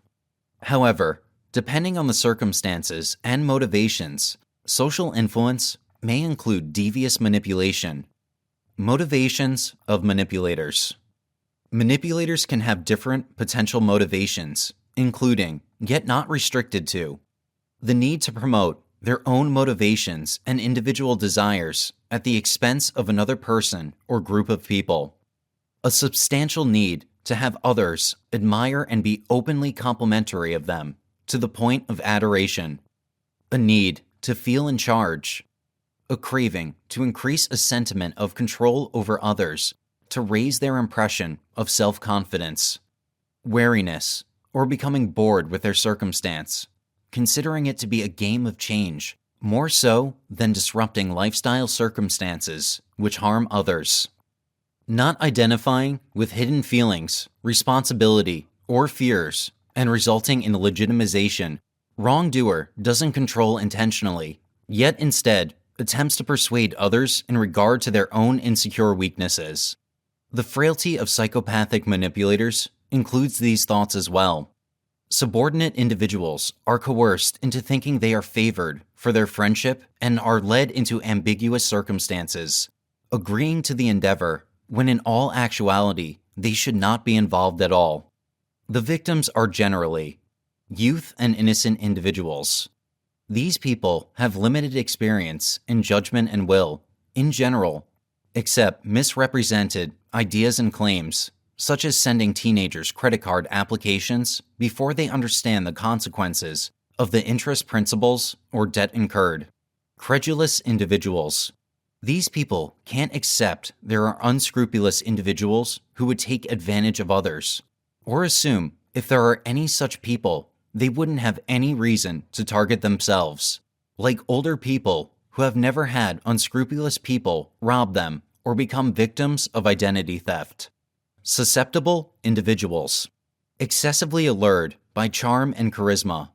For instance, they may decide in favor of the beguiling politician who shakes the hands of everyone. Trusting individuals. Honest individuals frequently accept that every other person is honest and trustworthy. These types of people are easily intimidated and are bound to concede to individuals they barely know, perhaps without checking qualifications for a specific job or trusting a statement of educational achievements. Heedless individuals. These people tend to not give an adequate measure of consideration when facing a potential situation for mischief or suspicion. Desolate people. Forlorn individuals may move forward with any idea if it involves the interaction of human contact. One of the best examples of this type of victim are people who frequent internet dating forums or chat rooms. When a person falls in love with another before meeting face-to-face, you're most likely in the presence of a desolate and desperate person who is starving for human interaction and love. Narcissistic people. Narcissists are inclined to fall for ridiculous honey words, as well as use them to lure others into their ideology. Imprudent individual. People who make rash and immediate judgment calls usually have imprudent tendencies, and are most likely to buy an item at an exorbitant amount of money, or marry another individual after knowing them for only a short amount of time. Charitable individuals. These people are most likely contrary to the psychopathic person. They are excessively legitimate, excessively reasonable, and almost always too compassionate. Thrifty people. These individuals can't disapprove of a savings ordeal, regardless of whether they know the reason to be justified or not. If it has the word sale, clearance, one of a kind, or last chance associated with it, they are all in to make the deal and go home with the treasure, supposedly attained at an extremely low price. Most often, the advantage isn't proven. Materialistic individuals. It is a sad situation, but these people are simple prey for advanced sharks or pyramid schemes. If the item is something the materialistic person is attracted to, it won't matter the cost or investment, they will find a way to attain it. Covetous individuals. Because the drive is so intense to possess what other people have, the hungry and exploitative may fall prey to someone who can easily tempt them to act improperly. Masochistic individuals. The need for these people to achieve pain or humiliation is great. They can unwittingly let manipulative people exploit them. They think they merit it out of a feeling of blame or guilt or shame. Infirmity individuals. Older generations become tired and less equipped for performing multiple tasks than younger people, and therefore, when they hear of an opportunity which is easy to accomplish and advantageous, they are less likely to be suspicious. They are easily inclined to offer cash to somebody with a hard luck story. Approaches to stop being manipulated. Let's be honest, being controlled sucks. Perhaps the worst thing about being controlled is giving in to our skeletons in the closet. We feel moronic, frail, and embarrassed when we realize we have been the victim of fraud. However, this is not the end of the story. If we continue to succumb to a manipulative person, we will feel humiliated about our general surroundings and life. And it may take some time for us to realize we are being duped. If they are smooth and coercive, any of the above-mentioned vulnerable personalities may take much longer to evolve into a desire to be rid of them. However, once we reach this conclusion, a cruel and uncaring manipulator may become vindictive, turn and walk away unscathed, or any level in between. The victim will, however, have some internal and external healing to do. Because manipulation is associated with mind reading, body language can enforce, encourage, or end manipulation. Have the upper hand. Manipulative people seek out those who are vulnerable, and they only pursue those who ignore their own self-reliance because they are weak or oblivious to its presence in the first place. We've talked about reading other people's emotions and inner feelings, which aren't always visible in their verbal communication. Understanding manipulation will help you differentiate between what is considered appropriate and what is considered a manipulative tactic. That being said, you will not only be able to draw the line when it comes to understanding other people's underlying emotions and perceptions, but you will also be able to judge and discern when someone is attempting to take advantage of you. Understand the subtleties of a suspicious occurrence. Your toolkit. 1. Get to know yourself and your skills. Knowing what is important to you and how you can attain it, or at least begin a path to attaining it, is the first step to developing self-reliance and confidence. This will also give you a firm place to build integrity and improve the levels of your current abilities. If you know you can achieve greatness, you will achieve greatness. If you don't have the foggiest idea of what is most important to you, you can't settle on choices that work for you. If you are indecisive on what you want or how you might obtain your goals, your uncertainty will create more doubt and cause you to question yourself. This uncertainty gives manipulators the preferred position they're searching for. 2. Take a couple of deep breaths and realize this is your life. You are the captain of your own ship, and being so, you can choose to do anything you want, good or bad. However, if you are reading this book, you are looking to improve yourself and your understanding of the people around you. Remember, don't forget to look inside. Keep yourself well studied, happy, and looking forward to the future and the goals you've placed for yourself. Rarely will a manipulator attempt to take advantage of a person who knows who they are and where they are going. 3. Some individuals will say anything to get what they need.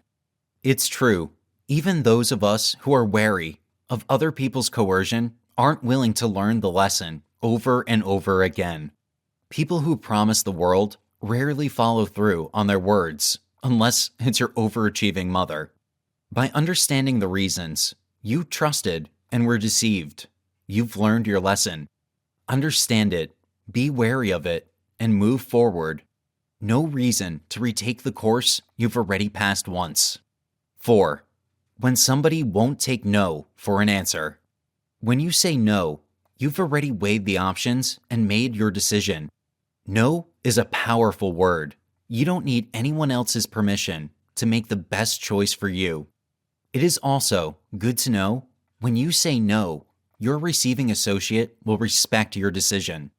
It may take some time for them to come around to your point of view, but in the end, we'd all rather be on the side of knowing our friend is taking responsibility for their own happiness and regard rather than being guilt-tripped or coerced into doing something they don't want to do. And if they don't respect your no, you've discovered a manipulator. 5. Keeping your values and morals intact. If you find yourself in a situation that doesn't feel right, stop right away and ask yourself why. There's nothing wrong with making trade-offs and exchanges as long as your trustworthiness or integrity aren't at stake. It's better to say you're dealing with an internal conflict and back out of a situation than to do something that makes you feel uneasy, objectified, powerless, or worse. 6. Take all the time you need to consider your choice. Making a hasty decision is a common manipulation strategy. You see it all the time in marketing. This deal is only available for a limited time, and so on.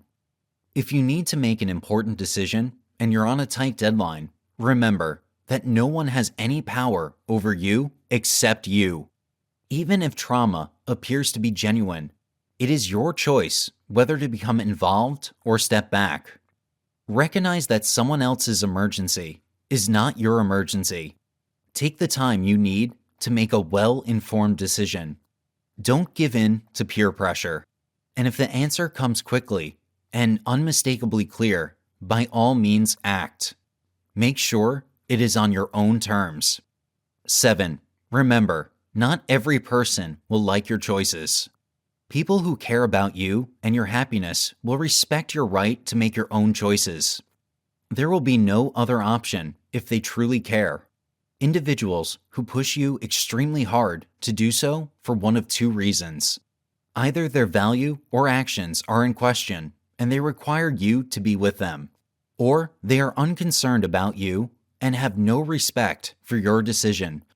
A person who genuinely cares about you will be understanding of your wants and needs. People who don't deserve your stress or concern.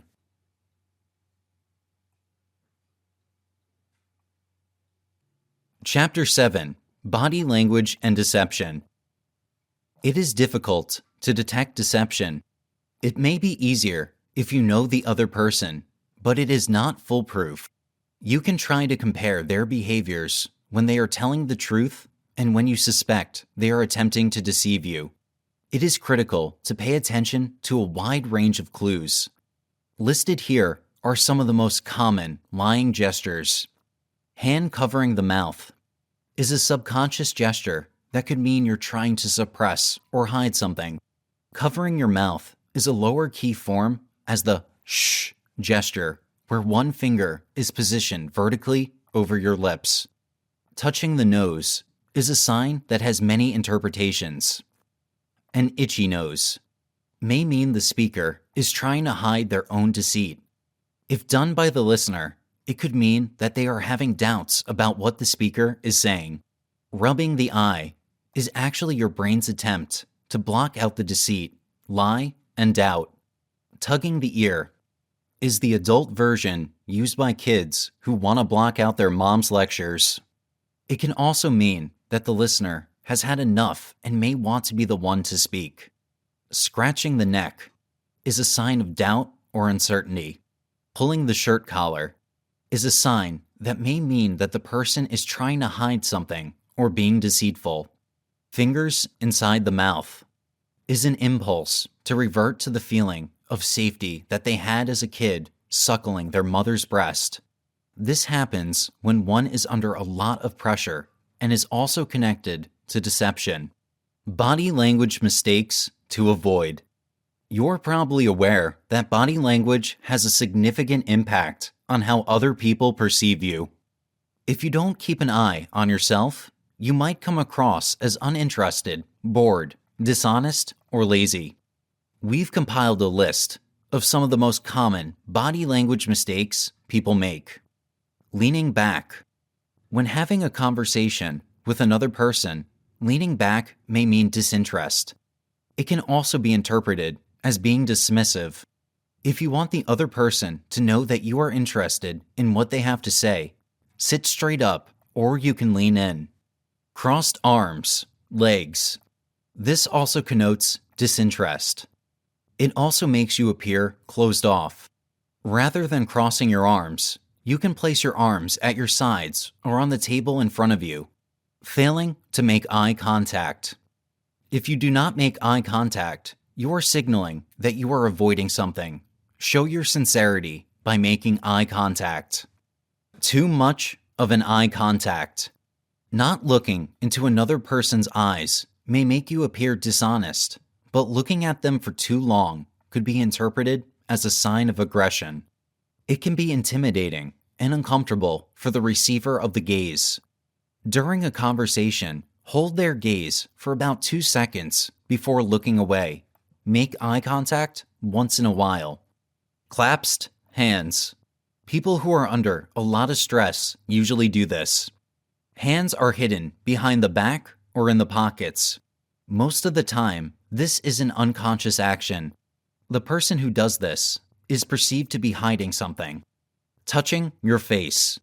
This is also often done unconsciously. It is a sign of deception. Too much nodding. Nodding is a positive gesture. Yet doing it too many times could make you look weak and insincere. It can also be a sign of indifference. Fidgeting. Fidgeting is a sign of discomfort or boredom. Slumped shoulders. It can be a sign of dissatisfaction or unhappiness. Wrapping the feet or ankles around the legs of a chair. This is similar to the clasped hand gesture. It is a sign of discomfort. Big gestures. Making big gestures when you are not speaking on stage is seen as being arrogant. Pointing your feet to the wrong way. When you are speaking to another person, your feet could be pointing towards their direction. However, there are times that you unconsciously point your feet away from the other person. Patting your legs. This is a sign of feeling uncomfortable. Glancing at their phone or watch. When you think that no one's watching, someone does notice. It connotes disinterest or boredom. However, it's different when you are waiting for an urgent message. Then you can check your phone. Failure to mirror. If you fail to intently listen to the other person as they speak, you fail to mirror their body language. We've discussed how important mirroring is in the previous chapters. Body language is important in any conversation. Take time to think about the list above. Take control. Be in control.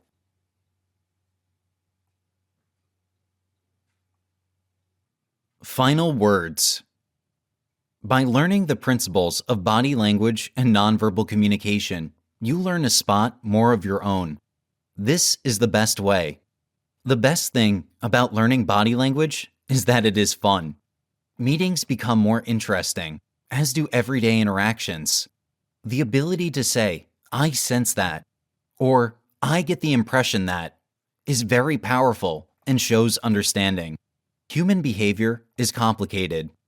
It should be emphasized that no gesture in isolation should be taken as giving the complete picture. It is merely part of the puzzle. Much of how we interpret people and form opinions occurs at an unconscious level. This often gives us our intuitions. If we can learn those consciously, it gives us greater understanding of how some of these intuitions are generated.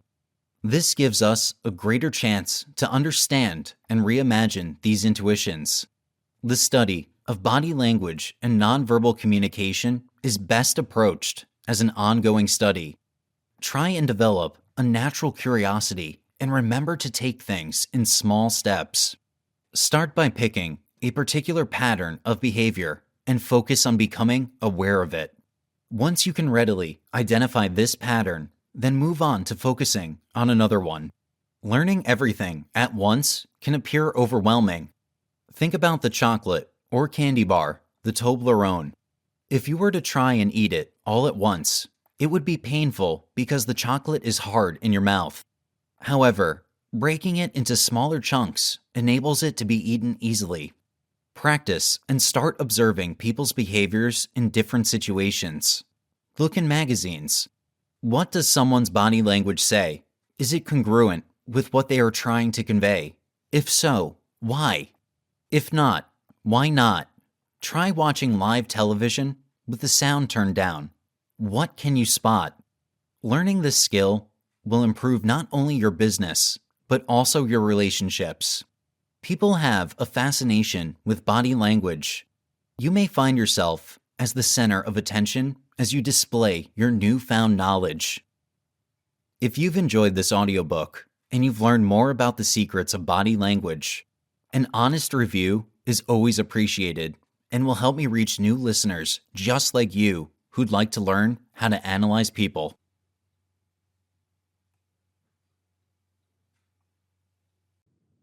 Introduction.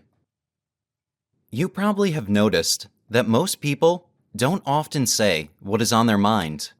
Most people say fine or okay when they mean the opposite. There are times when you try to guess whether you should believe someone who tells you that they will think about it. This happens when you're the one finding out what is going on in a person's mind, and it can determine how successful you will be. Psychology draws the attention of millions all over the world and has become quintessential in matters of both health and justice. Sadly, psychology also has a negative connotation that makes people hesitant before trusting their psychological mind and the expertise of others. In most cases, this hesitation comes from a lack of familiarity or understanding of what psychology is and how it can be used to improve people's everyday lives. It's the norm to size up a person during the first few seconds of an initial encounter. This is something we do subconsciously, as we cannot resist the temptation to create a profile of the person and wait to confirm or disprove the evidence that we put in the profile, given our best attempts to withhold judgment before we have all of the information. Trying to argue that we are not doing so is futile. Some people take pride in doing so, then complain about their findings without any clear facts to support their arguments. Some people have a certain skill of reading others right from the beginning and being correct in their assessment. Many may slip into the mistake of making a profile and refusing to alter it if the evidence refutes their original conclusion. Most of us can relate to the personality details after witnessing a person's behaviors and behavioral habits. The truth is that when you have been doing it for some time, when you have a feeling that you are attracted to someone, or when you have a feeling that the person you are talking to is misleading or lying to you, by doing this, you have been unconsciously reading or analyzing people and their body language. In this book, you will be able to learn about personality types and their traits. You will come to understand what you are made of and which category or personality type you may fall into and others. If you really believe that you are perceptive or intuitive when it comes to judging others, it means that you can analyze nonverbal cues well. Most people don't exhibit their feelings. As a result, when you observe their behavior and actions correctly, it will allow you to have an insight into those emotions without really having a conversation with them. You can read universal behaviors, regardless of race, language, or culture of the person that you want to observe. For you to be able to understand those behaviors well, you are required to understand what the person is trying to represent. In this book, you will gain a deeper understanding of that. Who we are as a person affects how we see the world and how other people see us. How other people portray themselves is also just as vital to the brew. It is not only what you give that affects the results, but also how it is received. Some people just have the right chemistry. When they meet, they click right away. It may be that their personalities are similar, or it may be that one is complementing the other. Personality comes from the Latin word persona. This, however, is more closely associated with putting on a front or wearing a mask. Our personalities, on the other hand, are more than just placating other people. Instead, they are the conglomeration of our most consistent behaviors. They provide insight as to how unique we are and as to who we really are.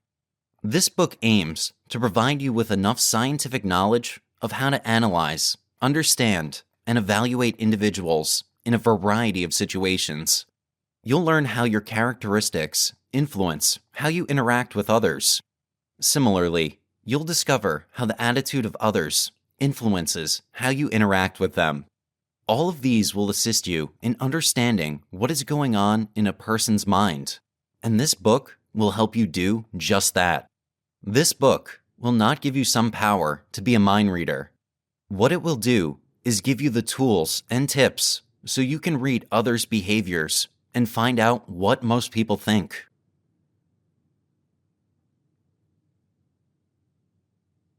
Chapter 1. Understand yourself first. Knowing an individual versus understanding their personality are two different things. By watching, you can figure out an individual's personality without really conversing with them. This might be a delicate situation, but it's critical that you don't become a creep. You may learn about people's characteristics by watching and observing them in a natural manner. For a variety of reasons, this is a vital step to take. You can find out what their typical reactions are. You can effectively predict how they will act in a situation. You'll be able to pinpoint exactly where they'd perform best, a front worker, a managerial position, and so on. And you will have terrible experiences with people from time to time. Quite a number of individuals start out as foes and end up being great friends. If neither of them had given the other an opportunity, none of it would have occurred. Do not get locked in the initial impression zone when interacting with new people. You need to learn about them. Figure them out. Only then can you make an opinion. Play off of the aspects you pick up on. Once you learn how to read people and put that to work, you will get good at it. Then, you can take it to the next step and start to influence the people around you. You should never form a universal opinion about someone. You can know what they are like, and you can stand by an opinion you have formed the right way, but don't ever trap people. Being able to know yourself is an essential step in the entire process of learning about others. Knowing your own personality type, decoding your tendencies when faced with social interactions, and learning how to alter your own demeanor to encourage outsiders to approach, talk, and act unguarded are important facets of becoming an expert at decoding those around you. What's your social personality type? First of all, it's important to know what your social personality type is. While there are a variety of tests that you can take online to give you a label to go with your usual socialization trends, there is no better way to truly grasp how you are as a social creature than by metacognition. It takes a lot of mindfulness to be able to think about the way you think, especially during social interaction. But in doing so, you can unlock some realities that might not have seemed apparent at the start. To begin the process, try asking yourself these questions. 1. When was the last time I argued with someone? What was the sequence of events that led to the rift? Did I show any behaviors that might have aggravated the situation? How could I have improved the outcomes of our interaction? 2. Who do I consider my closest or best friend?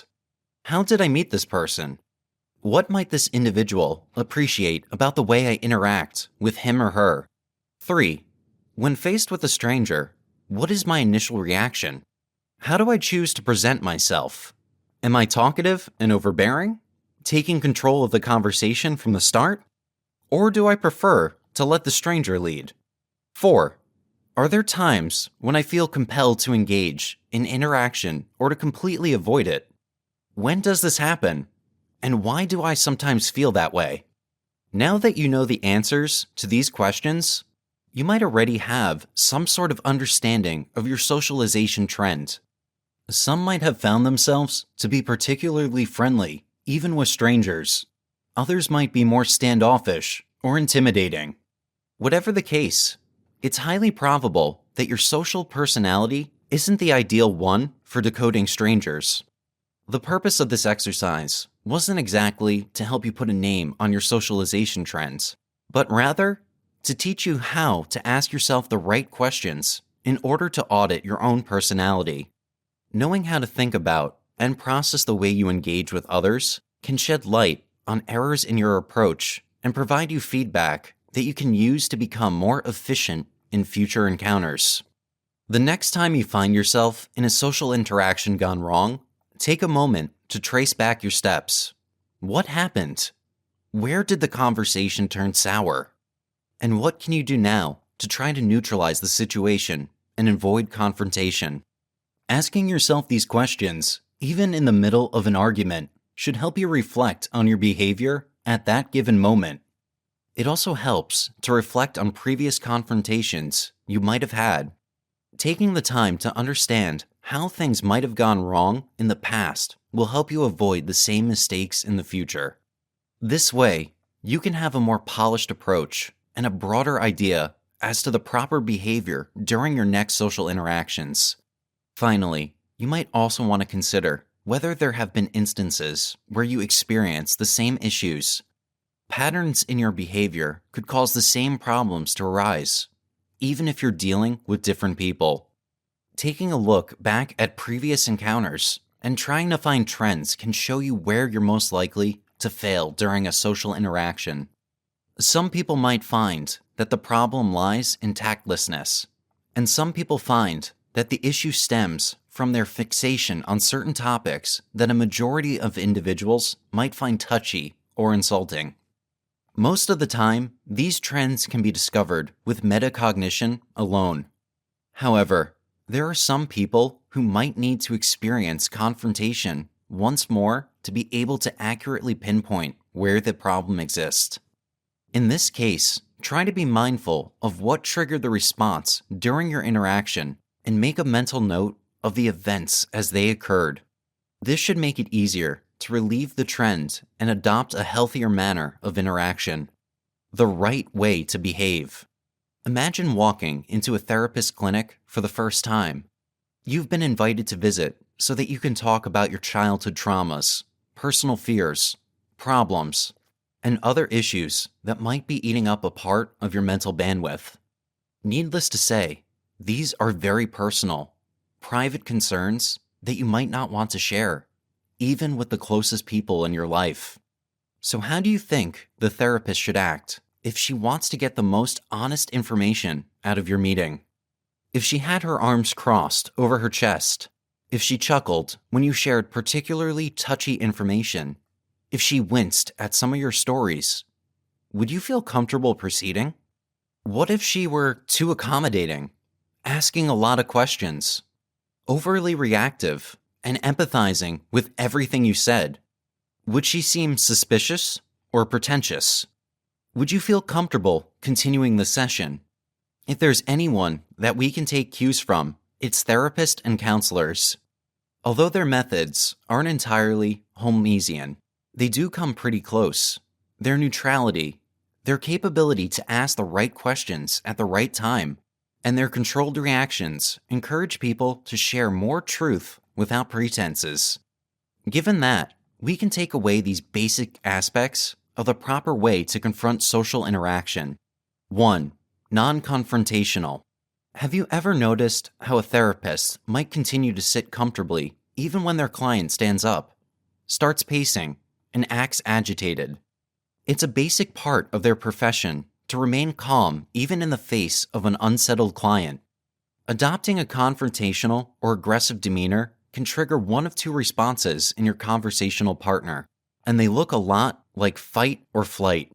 Those who have more confidence or who feel that they might have the opportunity to take the upper hand would match your aggression. Those who feel intimidated by your confrontational behavior would probably flee the situation. Always make sure you're not displaying any signs of aggression, irritation, or anger. This helps mitigate arguments, even as the conversation becomes heated. 2. Genuine. How can you be pretentious when it comes to social interaction? Easy. Act like you're too interested or invested in what's being communicated. While it is absolutely possible to feel certain emotions, especially when your conversational partner starts sharing touchy information, acting out of proportion might communicate that you're simply being theatrical. To the person you're interacting with, the disproportionate display of emotion or reaction might be a poorly thought out strategy in order to get them to share more. The apparent lack of actual concern or care might be a turnoff, which may cause them to hold back on how much they're willing to tell you. How do you act genuine in the face of a new person? The answer isn't as complicated as it seems.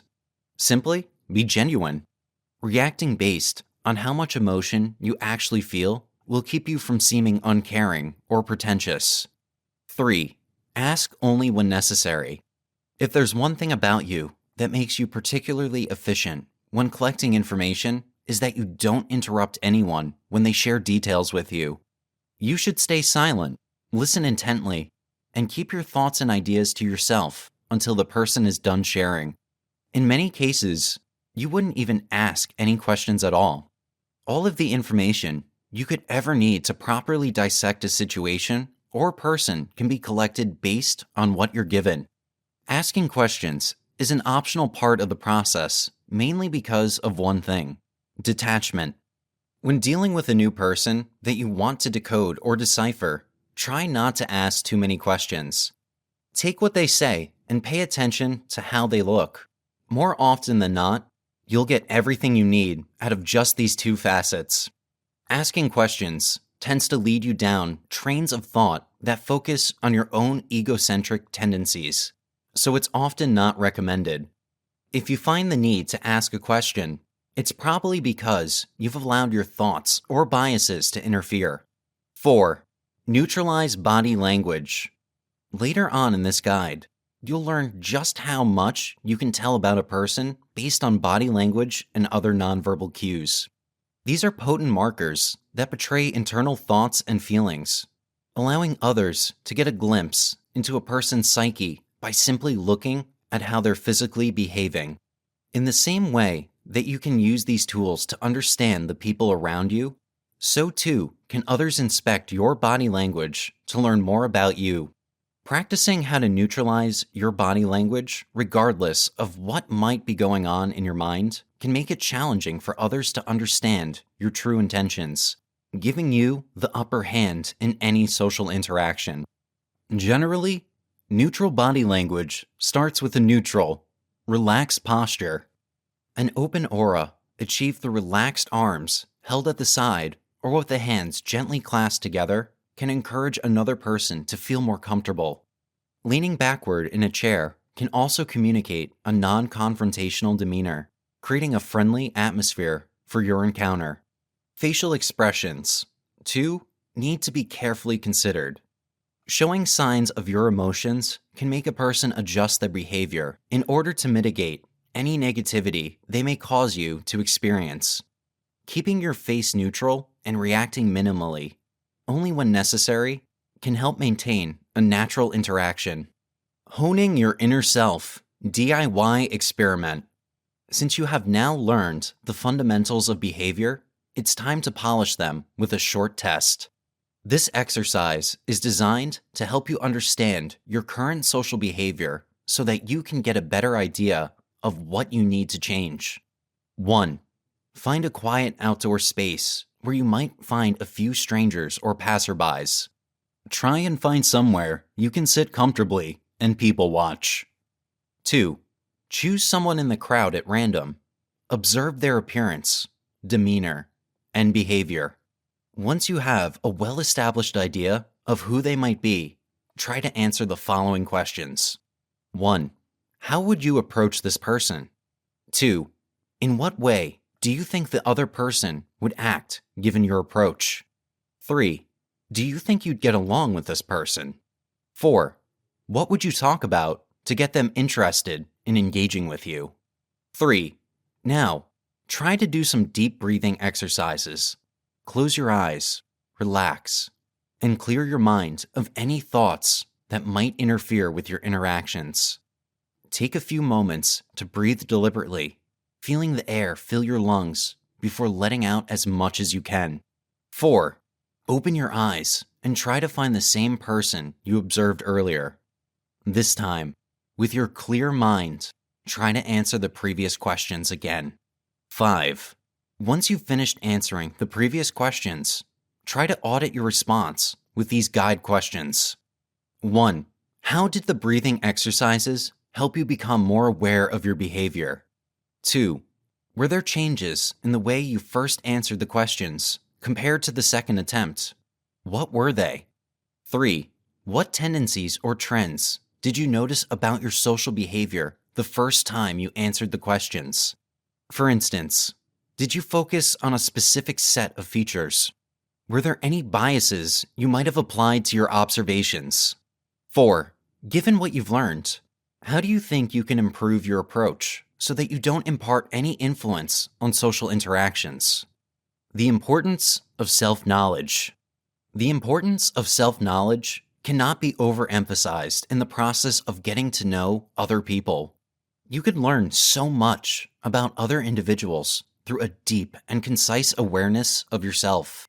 Self-knowledge helps you know and appreciate how unique and different you are from other people, and this, in turn, helps you understand and appreciate how each person you come across is unique and different from the next person. Before you can understand other people, you need to start by firstly understanding yourself. A better understanding of yourself allows you to understand how internal processes work for you as well as others.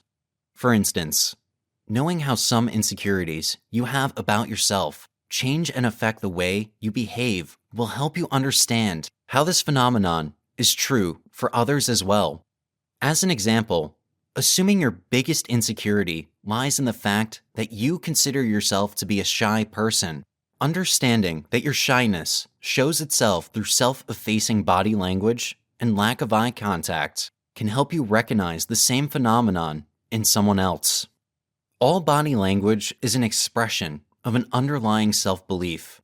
Thus, whatever body language you display or observe in someone else is an expression of what you or that person believes about yourselves. Being able to thoroughly understand yourself will enable you to see the direct and indirect effect you have on those around you. Understanding the type of effect you have on people around you will depend on how well you understand yourself. For instance, from the shyness example above, your inability to maintain eye contact with other people might cause them to also look away whenever they are talking to you, direct effect, or may cause them to assume that you are being untruthful at the moment, indirect effect, as a lack of eye contact is sometimes a sign that a person is lying.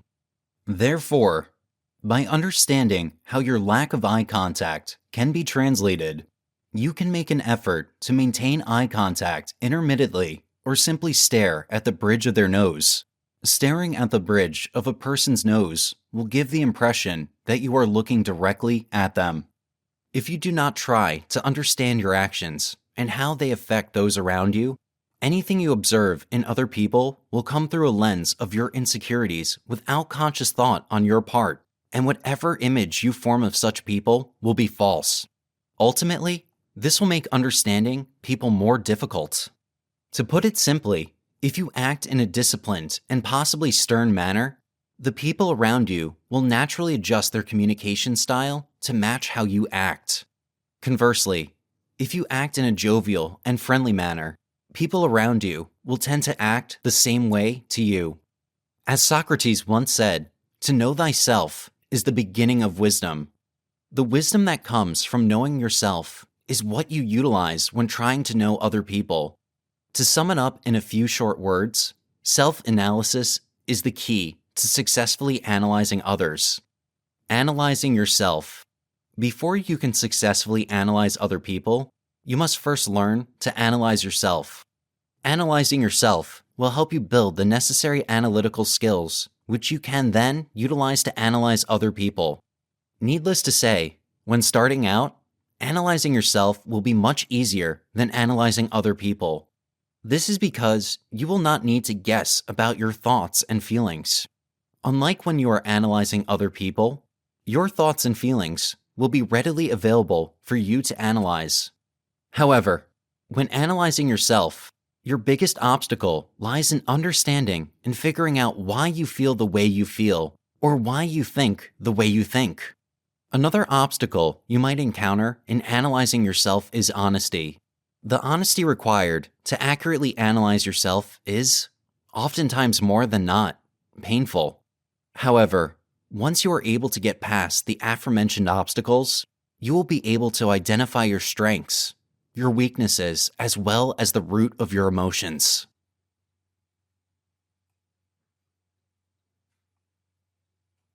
Chapter 2. Why Analyze People? Analyzing others is something that several people in different capacities utilize. The most basic reason you may decide that you wish to explore someone is to understand them. When you have a built-in technique of understanding others, you will discover that having a cognitive instead of an emotional connection is critical to establishing a genuine connection with someone else's mind. Consider for a moment that you are trying to land a deal with a significant client. You know that the agreement is critical if you hope to keep your job and possibly even get a promotion, but you also know that it will be a difficult task to manage. If you can read someone else, you can effectively allow yourself to know what is going on in their mind. Think about it. You will be able to tell if the client is uncomfortable and respond accordingly. You will tell if the client is deceptive or withholding something and respond accordingly. You can tell if the client is uninterested, feeling threatened, or even just annoyed with your attempts to sway them, and you can then find out how to reply. When you can understand the mindset of someone else, you can self-regulate. You can fine-tune your behaviors to guarantee that you will be persuasive. You can make sure that your client feels comfortable by adjusting your behavior to find out what was causing the discomfort in the first place. Beyond just being able to self-regulate, reading other people is critical in several different situations as well. If you can read someone else, you can protect yourself from any threats that may arise. If you can read someone else, you can understand their position better. You can find out how to persuade or manipulate the other person. You can get people to do things that they would otherwise avoid. Ultimately, being able to analyze other people has so many critical benefits that it is worthwhile to do so. Developing this skill set means that you will be more in touch with the feelings of those around you, allowing you to assert that you have a higher emotional intelligence simply because you come to understand what emotions look like. You will be able to identify your feelings through self-reflection and learn to pay attention to your body movements. The ability to analyze people can be invaluable in almost any setting. There is no formula to analyze people around or with you. Some people understand based on their gestures, body language, verbal communication, nonverbal communication, or the way they walk and dress up. Importance of understanding people. Why is it important to understand a personality? If you are ambitious, it is essential to read the other person. But if you do not want any professional growth and are happy with a 9 a.m. to 5 p.m. job, it is not your cup of tea. Likewise, if you value your relationships, analyzing folks is essential. Analyzing people is of immense importance from the perspective of life more than any other realm, like professionally. The more finely you understand yourself and the other folks around, the better you will be in dealing with circumstances and people and getting things on the right track.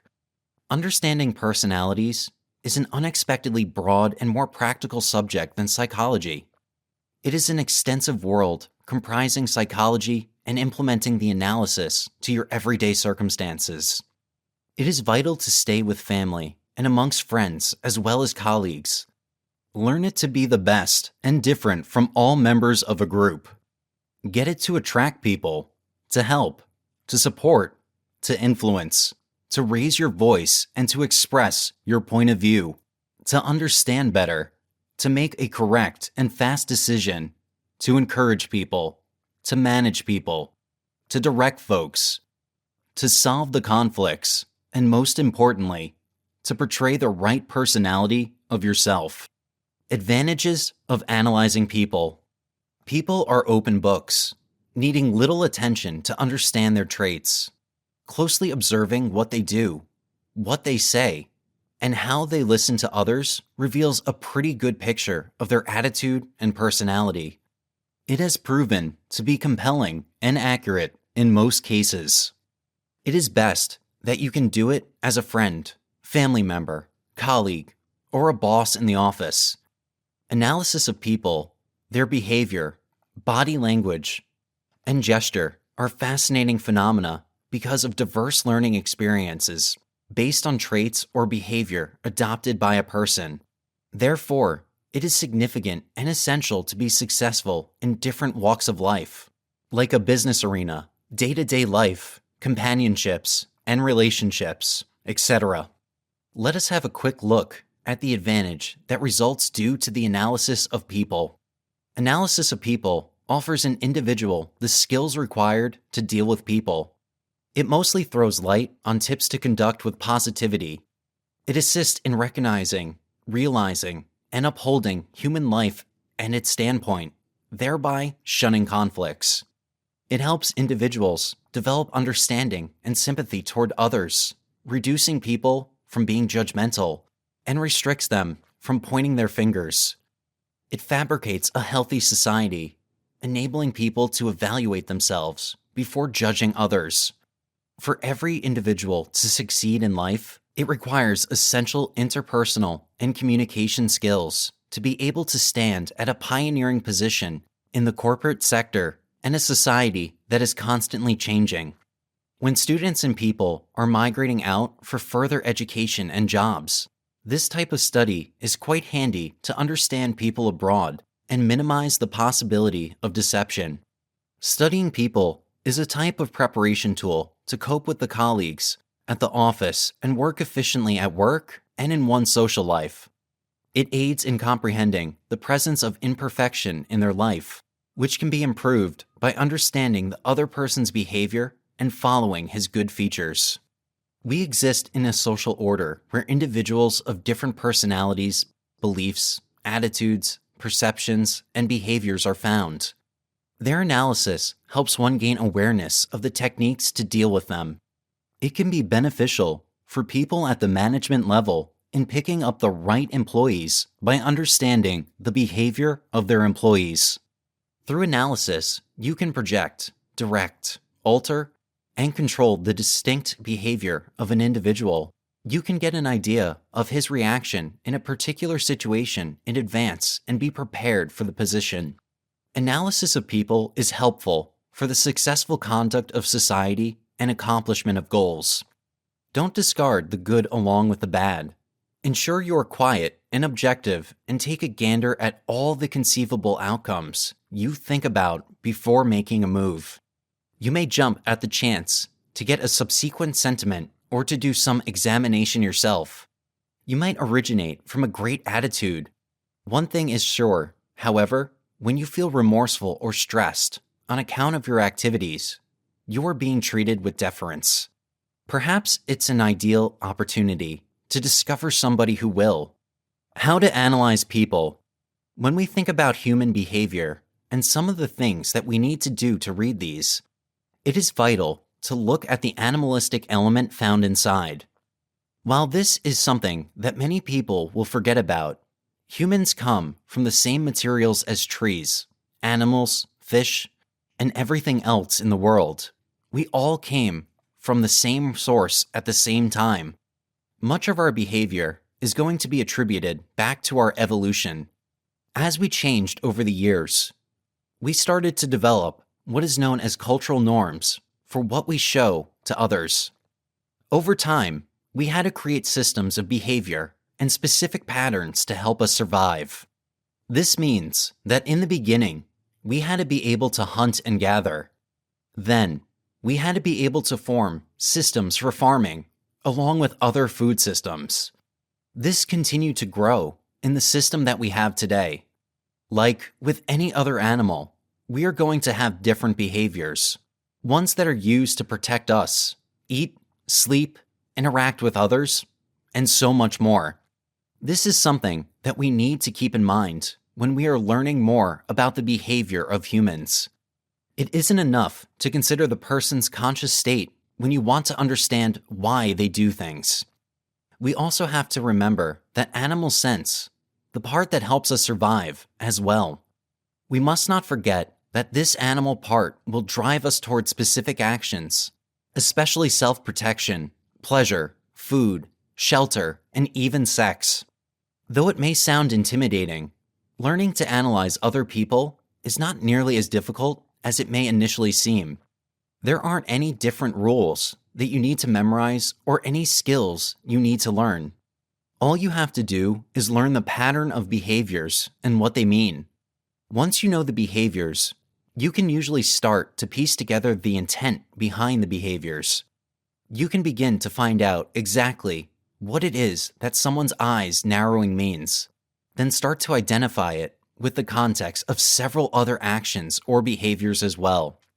You can find out what is intended when someone's speech and body language do not match up. Body language rarely lies when people are unaware of how it works, so you can often turn to it for crucial information if you are interacting with other people. This works to understanding people because it is commonly accepted that there is a cycle between thoughts, feelings, and behaviors. Your thoughts create feelings, and the feelings you have automatically influence your behaviors, as you can see through body language.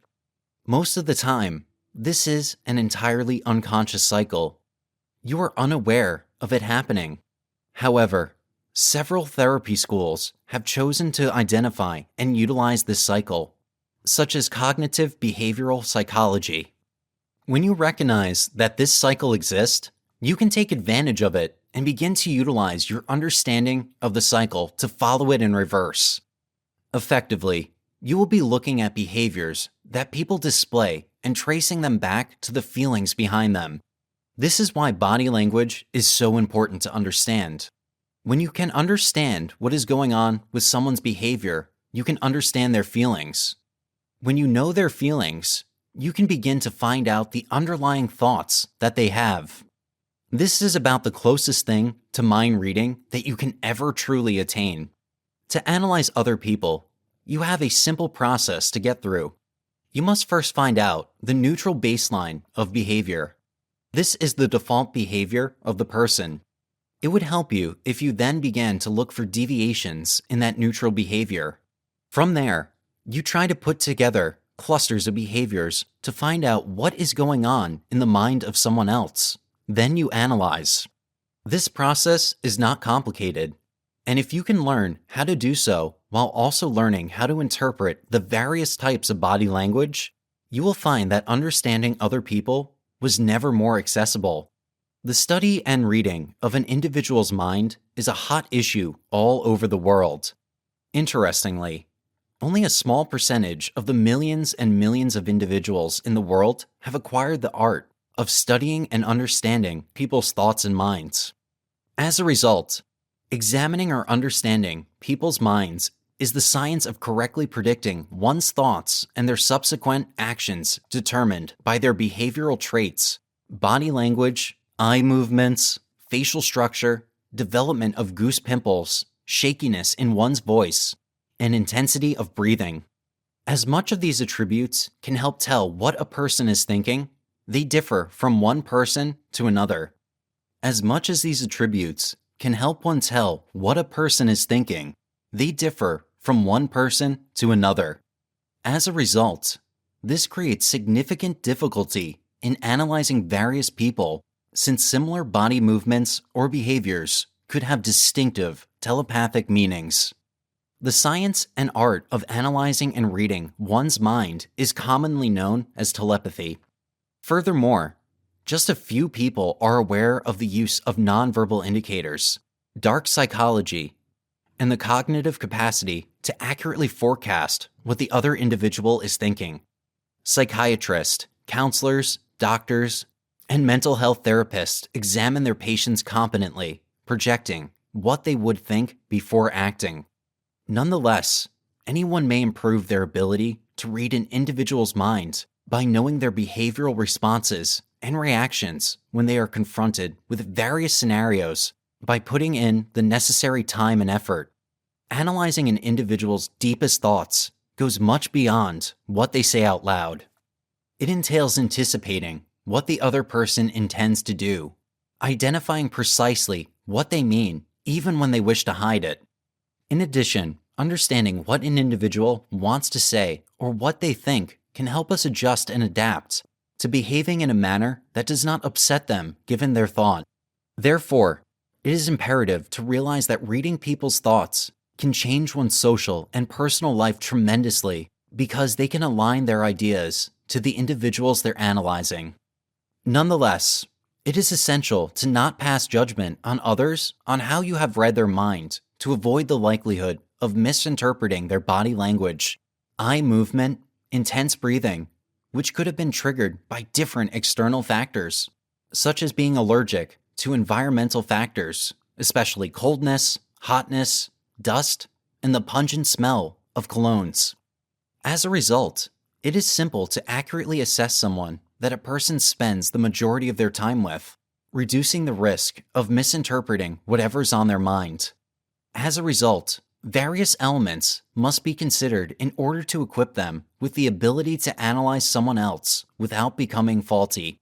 Acquiring one with various distinctive cultures of other people, comprehending their emotional behaviors, and sharpening our observatory skills gives a person the capacity to analyze an individual effectively.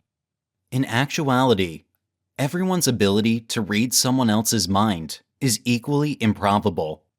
Those who have learned the fascinating science of reading another person's mind may not necessarily read the thoughts of everyone they meet or interact with.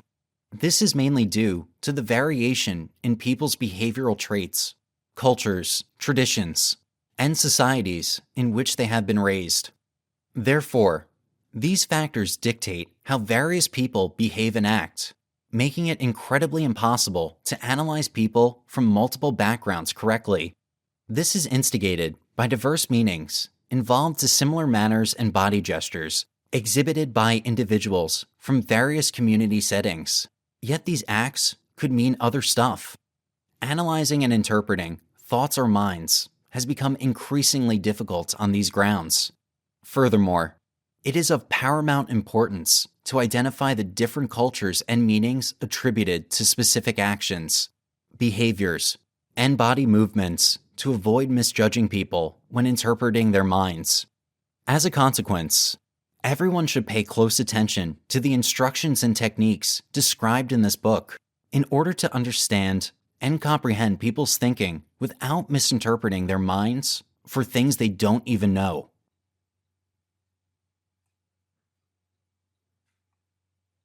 Chapter 3: Understanding Personality to Better Analyze Others. So, you blew up one day at work, Everyone was shocked. Your voice was loud, and there was an apparent attempt to sputter out a curse word or two. Somehow, you managed to hold yourself back. Does this mean that you have an explosive personality? No, it doesn't. The fact that people were stunned that you did that says it all. Personality relies on a pattern. It is consistent. If you have a habit of screaming every afternoon when you get stressed out at work, that must be part of your personality. There is also a strong chance that you could get fired. What is personality? Personality refers to a pattern of thought, emotions, and actions. It also becomes a trademark of yours. People who know you best can already expect what you will do next. If you are an unpredictable person, other people will expect you to regularly surprise them. So, do you only see personality through the way you behave? That is only part of it. Your thoughts, feelings, and tendencies all fall under your character. A sly person, for example, can continue changing their outward behavior. However, his pattern of thought will remain the same. People who have been keenly observing him can also detect the attempts at deception. What are the characteristics of personality? Some of the characteristics have been mentioned when we were attempting to define personality just a bit earlier. One of the things that should remind you about personality is that it is consistent. You have probably heard about the term character development. Film viewers and book readers appreciate seeing this in characters. Does it mean that characters have become inconsistent with their personalities? No, they haven't. In fact, when these characters do become inconsistent, the reader and viewers feel offended.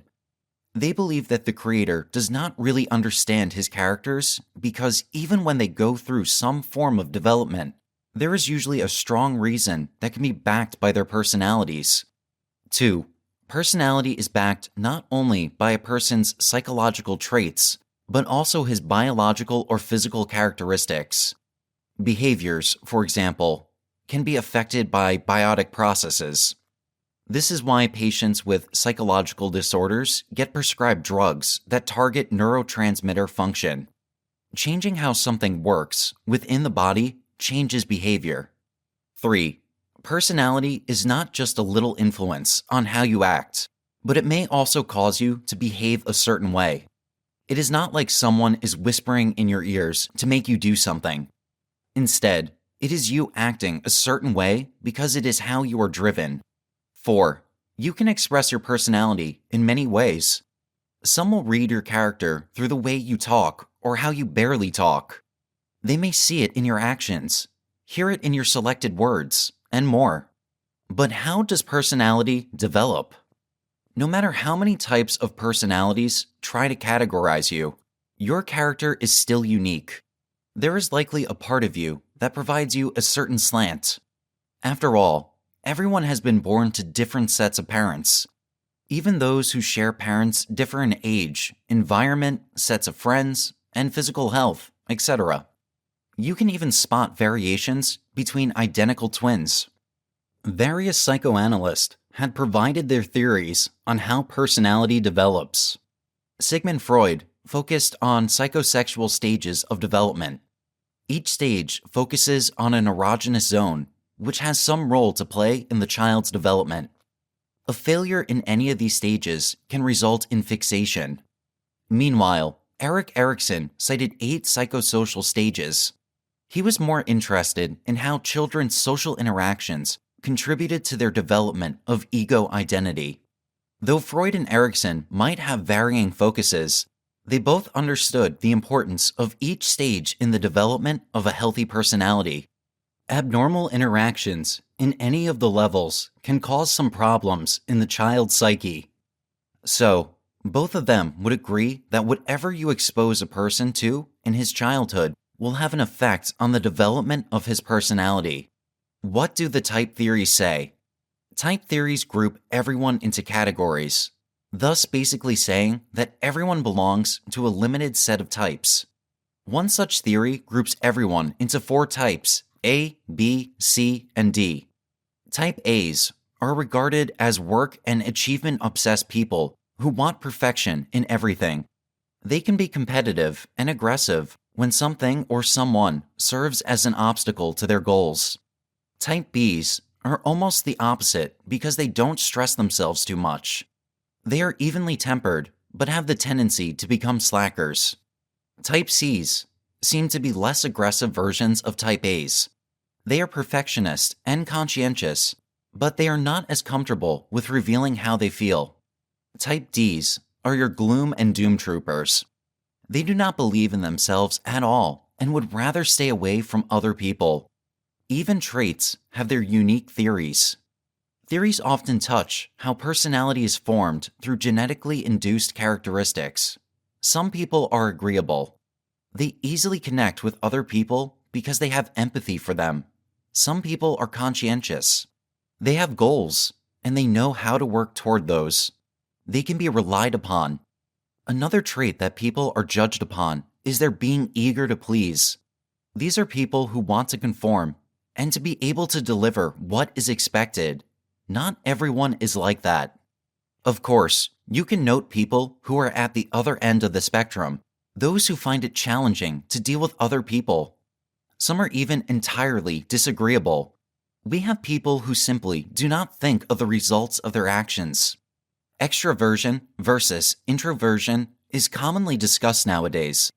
Some people are more friendly and gain their strength from their external communications, while others have to be alone for some time to regain the energy they have lost interacting with others. People are also checked for neuroticism. They tend to feel anxious all the time and can get upset quickly after being exposed to stress. Neurotic people may have been exposed to stressors during their vital developmental stages. Open people are ready to explore new things. They are more creative and willing to take on surprises along the way. Of course, people are combinations of the above. Again, every one of us is unique, so we are a combination of many aspects, affected not by genetics, but also by our environmentals and other experiences. Psychodynamic theories. The psychodynamic theories of Sigmund Freud and Erik Erikson have been previously mentioned. New theories that fall under this category are still largely influenced by Freud's dependence on what the unconscious mind does to our personalities. Freud and Erikson both refer to stages in development that we could refer to when analyzing present behavior. It is no wonder that subsequent psychodynamic theories follow Freud's own. It was Freud who first recognized how the unconscious affects the way people behave. Psychodynamic theories also divide personality into three parts: the id, ego, and superego. The id refers to the genetic components of personality. It refers to the eros, sex/life, and thanatos, aggressive/death, instincts, which are intrusive to the person. The ego develops to help you align yourself with the world's expectations. The superego makes use of society's morals, which they learn from their parents as well as other people, especially close mentors. The id and superego are both unconscious parts of your mind. They usually battle against your conscious mind, which is your ego. These conflicts may make you anxious, so the ego may end up taking out some defense mechanisms. Behavioral theories. According to behavioral theories, your personality is the sum of your interactions with your environment. Only your observable behaviors are included in these studies. So, your thoughts may not factor in. You may say that this goes against the description of what a personality is, and you're right.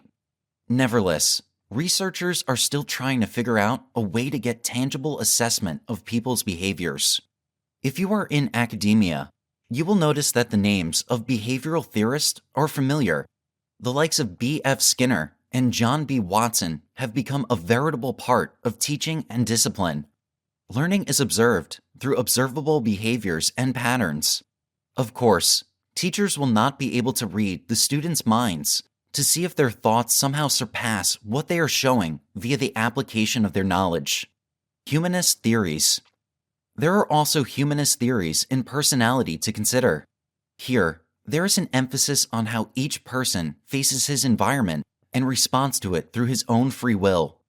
Carl Rogers emphasized self-actualization, so an individual knowingly contributes to the development of his personality. Rogers believed that each person has a concept of who he is, so he starts responding to continuous stimuli according to how he sees himself. Abraham Maslow also believes in self-actualization. He formulates a hierarchy of needs with psychological demands placed right at the bottom of the pyramid. Breathing, eating, sex, excretion, and other processes that are required for survival fall under this section. A step above this is safety. Here, we see employment, resources, morality, and more. Love and belonging go after that, encompassing family, friendships, and sexual intimacy. After achieving these, a person can start looking out for his esteem. Finally, he may say that he has finally reached the pinnacle of the hierarchy at self-actualization. While Rogers and Maslow present pretty compelling stuff about personality, their studies are not considered rigorous. In fact, some even say that these studies do not have empirical evidence.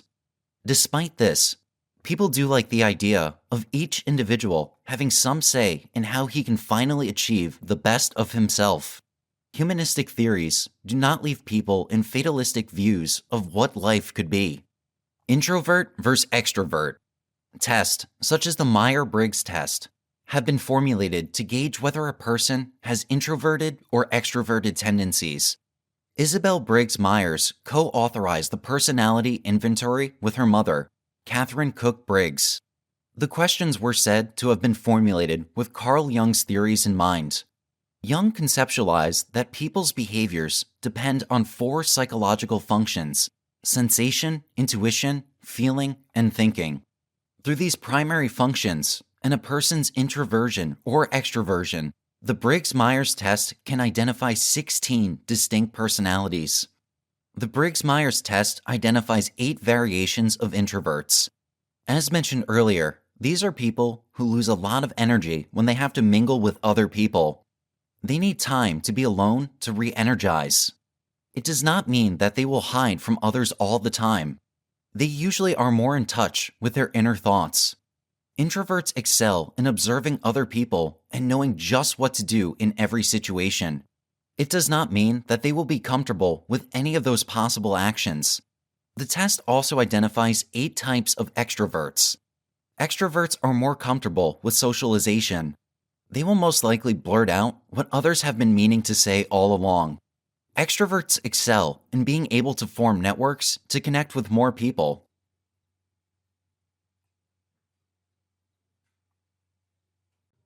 Chapter 4.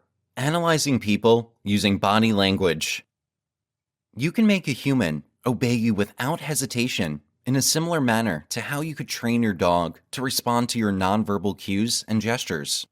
This book is for people who recognize the possible benefits of a little total control, or who are ready to go to any length to make that fantasy a reality. This won't happen automatically, of course. Few things worth having are obtained easily after all, but with practice, you will be able to subtly exert your will on those around you for your own ends. The first step lies in analyzing them, however, which is why this chapter will discuss how to analyze people based on their body language. 4 temperaments. In general, there are 4 major personality traits, and knowing which one your goal belongs to is critical to approach them efficiently. These character traits include sanguine, social, enthusiastic, and dynamic; choleric, impatient, short-tempered, or quick; melancholy, quiet, analytical, and wise; and phlegmatic, collected, calm, and rational, or peaceful and relaxed. Dr. Helen Fisher has modernized this old theory by coining new labels for the same basic personality types. According to her, the explorer, sanguine; the negotiator, phlegmatic; the director, choleric; and the builder, melancholic, are the 4 main personality traits. This isn't to suggest that people you meet won't have a blend of personality traits, but they'll almost certainly have one dominant type of personality, which you can play off. While understanding the many sorts of personalities may not seem useful initially, with experience, you will be able to associate commonly experienced quirks with every one of them. Eventually, you will be able to walk into a room of people you don't know and pick out the basic personalities of each person just by observing them. While initially, you might feel nervous, instead, make a point of focusing on the body language of those around you and try to pinpoint what type of personality you are dealing with. You might notice the people around you are not exactly at ease, or perhaps some of the people around you seem to be beaming with confidence. You will watch and listen. It's time to train the dog. Choleric. Generally speaking, you should be able to pick out any cholerics in the room, as they are those who cannot sit still. If you hope to successfully influence this person, you are going to need to be prepared to make up for their lack of patience. A choleric person may frequently be heard even before they are seen, indicating that they are in a positive mood. It takes very little to get that person's attention, since they are eager to provide it. You might find that you have the most difficulty with this personality type, as they tend to want and like sharing their passions with others, which means they are often naturally charismatic. They may even naturally dominate other personality types, especially phlegmatic individuals, which means you are going to need to deal with them first if you are in a group setting. They tend to be natural planners, which means they will go along with what you say if you present it as a logical solution to a specific problem. Many choleric people's main weakness is that whenever their objectives don't go as planned, they may become melancholy or moody. As a result, mentioning how they are just about to lose or bringing up a particularly unpleasant failure from the past is a natural technique to get them off guard. Furthermore, you will want to keep in mind that they are often impatient, anxious, and generally have a hard time relaxing. If you come across a choleric individual, you can integrate yourself by playing to these weaknesses, or you can exploit them if you have something else in mind.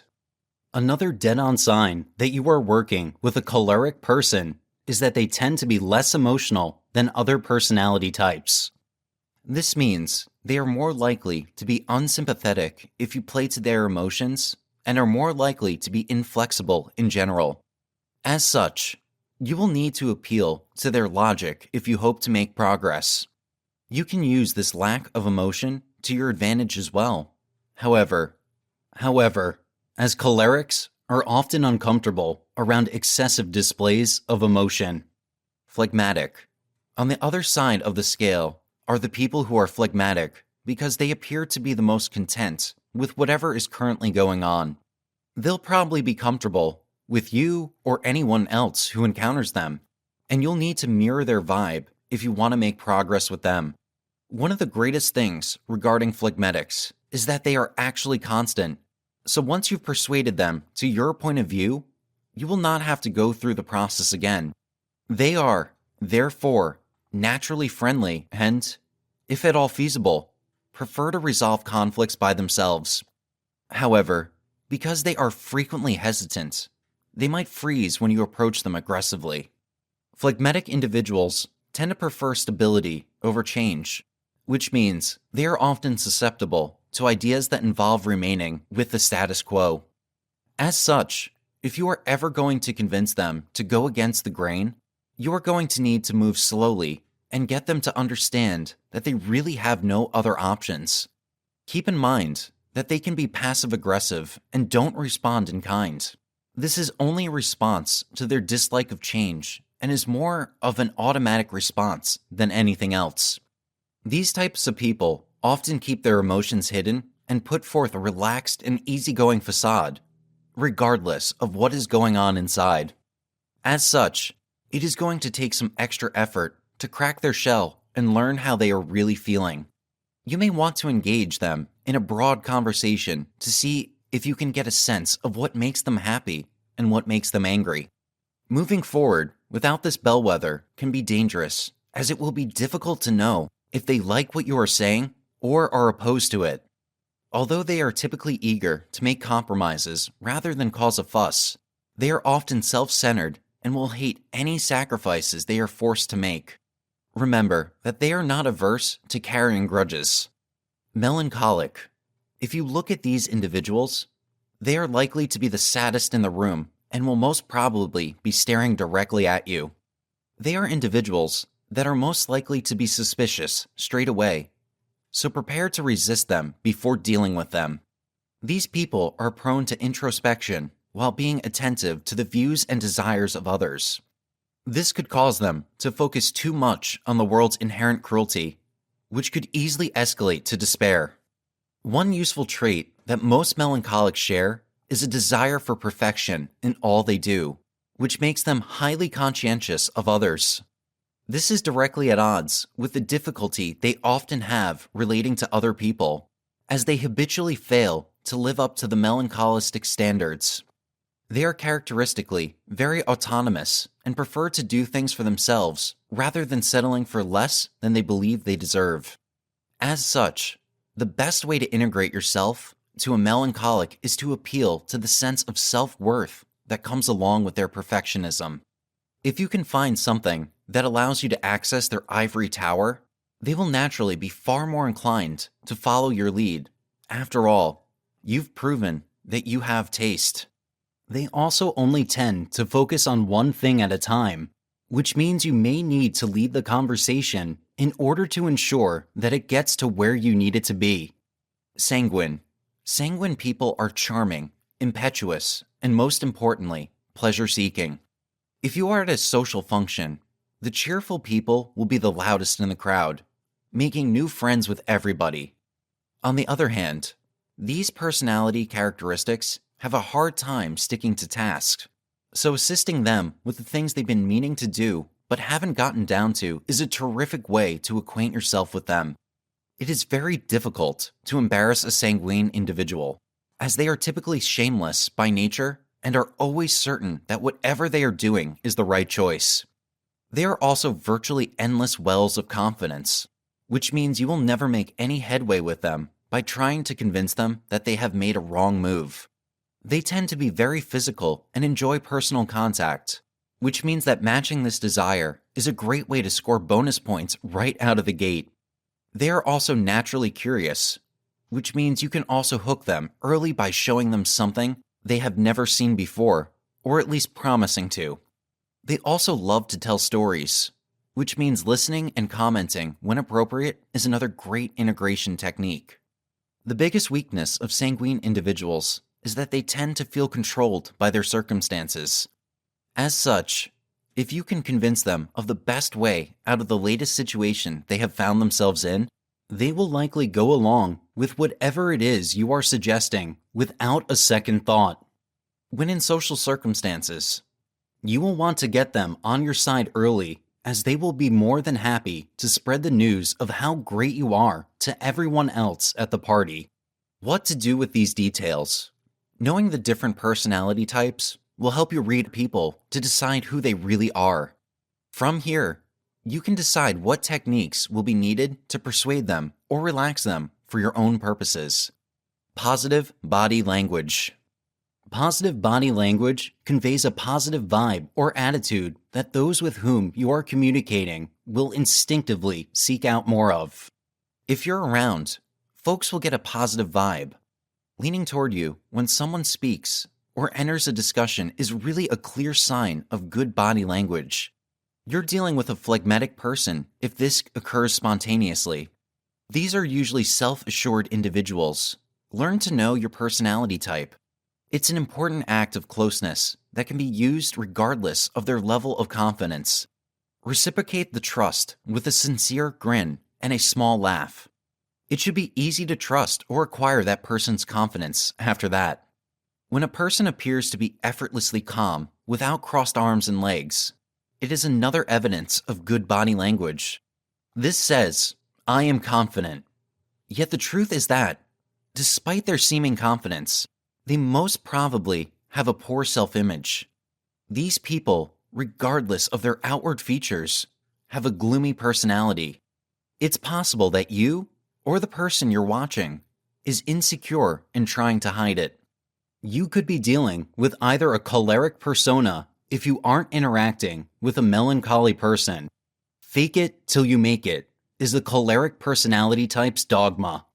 They will not easily quit or give up, whether they have been cut out for something or not. If you're dealing with this sort of individual, merely uncrossing your legs or arms should give you a boost of confidence. Throw in a real smile for another individual you meet, and observe as they brighten up a little in response. Such a form of body language may require some skill, but it gives you power over the circumstance. Prolonged eye contact is often relevant in some form or shape, yet comprehending it can be difficult because it is easy to misinterpret. If an individual can gaze at you for over a number of seconds without avoiding eye contact, they are typically confident and sincere around you. This is most likely the phlegmatic type of personality, which includes a hint of awkward shyness. They'll notice you scan the area, but don't expect them to confront you about it. Eye contact, in general, makes you appear interested and reveals so much about the character you're working with. When you find yourself staring at someone, you're probably interacting with a cheerful persona. This is the sincerest of the four, as it also is the most observant. It is one's way of demonstrating those attributes by looking an individual in the eyes. Shyness may cause you to glance down or away, depending on the circumstances. People that are shy are thought to be innocent. Most phlegmatic personas are very adept at this. Although you may have your motives, you need to appear innocent because the greatest way to keep individuals engaged is to keep them interested. Since you want people to trust you, you have to get close enough to analyze what type of personality you're dealing with. If the other party looks away and down and then back up at you, take advantage of this opportunity to consider them more closely. This is a sign of vulnerability, which means they trust you, so you are free to do with that trust what you may. This is often a good time to ask them about themselves or offer something personal to break the ice. Compliments are always a good choice, as it is hard to dislike someone who has recently praised you. Smile. It can transform your day when you are walking along the street and someone genuinely smiles at you. It's the kind of power you would like to possess. Many sanguine personas have this ability. On the surface, they are pleasant and can quickly make people smile. It's difficult to fake a smile. The eyes reveal the reality of any grin. Pay particular heed to the lines that appear whenever the cheeks move, indicating a sincere smile. If you request someone to do something and they say no, smile regardless, so they don't feel awful about it. Based on their reaction, repeat it in a different tone and in a comical voice, humor, then in a serious tone. Request the favor once more, this time with a smile. This should only be utilized in social context and should not be utilized at work. Unless you're really cool with fellow coworkers or you're certain you're interacting with a happy individual. You may be interacting with a choleric persona if your colleague or employer shows a distaste for emotions and appears impatient. You'll have to give the impression that they're in charge. You are pushing the envelope, but you do not want anybody to notice. Don't react too strongly, no matter how things turn out. It's possible that being too happy will ruin the vibe. In the same way, if you're unhappy, just smile. You won't be able to modify your persona because it is thought that you were born with it. On the other hand, knowing more about yourself allows you to regulate the presentation or even conquer your flaws in order to exert influence or sufficiently close to other individuals to objectively evaluate them. Negative personality cues. Since you do have a reasonable knowledge of good body language, let's take a look now at the negative signals that are frequently delivered by various persona types. Also, the most earnest and genuine people can be deceived by sending distress signals using their body language. So, it's crucial to take these with a grain of salt to prevent being deceived. If you come across somebody who is meant to dissuade you and who may be criticizing you, it is probable that they have a phlegmatic persona. You're in the company of a sanguine persona, if the pessimism you're picking up is originating from somebody who is requiring attention that seems false. You need to understand the differences and also how to react to each situation in order to attain your objective. Whether that's to brighten someone's day so you can enjoy their presence or get away from somebody who wants to damage your vibe, there are many reasons to do so. In any case, practice makes perfect, so observing necessitates a significant amount of it. Personal space. When someone turns away from facing you, it's usually because they think you've done something wrong or symbolize something terrible to them. This mindset is applicable to all 4 personality types. It's painful to be rejected. When you need to shift the vibe, return to their environment rather than trying to be sorry for yourself. The sanguine personality types are unlikely to abandon you. They prefer to be near the person to whom they are attentive. Do not be alarmed by this. Make it clear that you're worth it. Simply alter your attitude to a really relaxed position without saying it. You could do this by directing your foot at the individual, smiling, or asking them a question regarding their work or hometown. Inquire if they want some fresh air while smiling. You've just established an intimate encounter with somebody who was previously skeptical of you. Once they do agree to walk out with you, let them and their sanguine persona do the majority of the speaking, as there's a high likelihood they'll do so because they're restless. Diffuse a negative situation. Avoid smiling if you really want to keep your calm until you get out of a sticky situation. When someone gives the sense of being unsteady or unsafe, this happens. Despite the fact that they are likely to have a sanguine persona that is notorious for putting people down, try to tell whether they are upset or if they're just attempting to rob you of your desire to live. You should avoid looking at the individual and instead make brief eye contact or seem as though everything is okay. That's an extreme case, but you wouldn't like to panic and scream if a pistol was pointed at your head. Instead, you should maintain your composure and cool and controlled demeanor. That is the strong point of a phlegmatic character type. Crying and going on would annoy the individual to the point where they would snap and shoot you. This may occur if they have a choleric persona, which dislikes crying and is indifferent toward others in general. In difficult situations, it tends to ease tension and make them more willing to bow to your way. Looking side to side. Whether you're working with someone in a social or business context, they shouldn't be gazing side to side. This indicates that they are uneasy or bored. Do they have a guarded demeanor? When a gloomy personality type is completely in their very own world, they might appear reserved. When you get yourself in this condition, take advantage of the situation to use good body language to take charge of the mood. Demanding attention will not make the person listen to you. You will be perceived as a threat by a gloomy personality who has a complex. As a result, keep your hands uncrossed and grin whenever you catch someone's eyes. It's okay to ask a query now and then. This allows the individual to forget about their discomfort. This person only wants to know they aren't alone and that you will help them. Touching their face. A person who rubs their face indicates that they are uncomfortable. Those with choleric personas have this feature.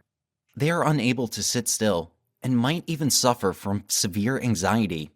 This is popular all around the world, but the true culprit may simply be impatience. Acting fatigued is the easiest way to gain influence and get this individual to react to you.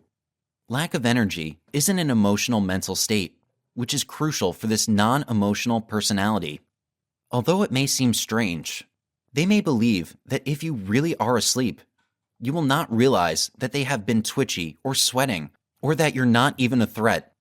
Simply claiming to be weary is a fantastic defense against everything you've done wrong. Although it may not please your boss, being weary is an out in most social environments because anyone can empathize. Keep this technique in your intellectual toolbox, along with all others. Stress. Choleric persona types are prone to exhaustion as a result of their constant need for control. Individuals who are easily swayed, charmed, or manipulated are those who have been conned, charmed, or influenced. If you truly require assistance from someone, pause until they are anxious. They would not want to dispute it right then.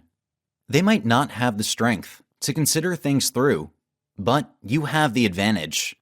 The trick is to remain cool and not allow yourself to be abused. You don't want to be held responsible for the stress. All you want is for it to serve you.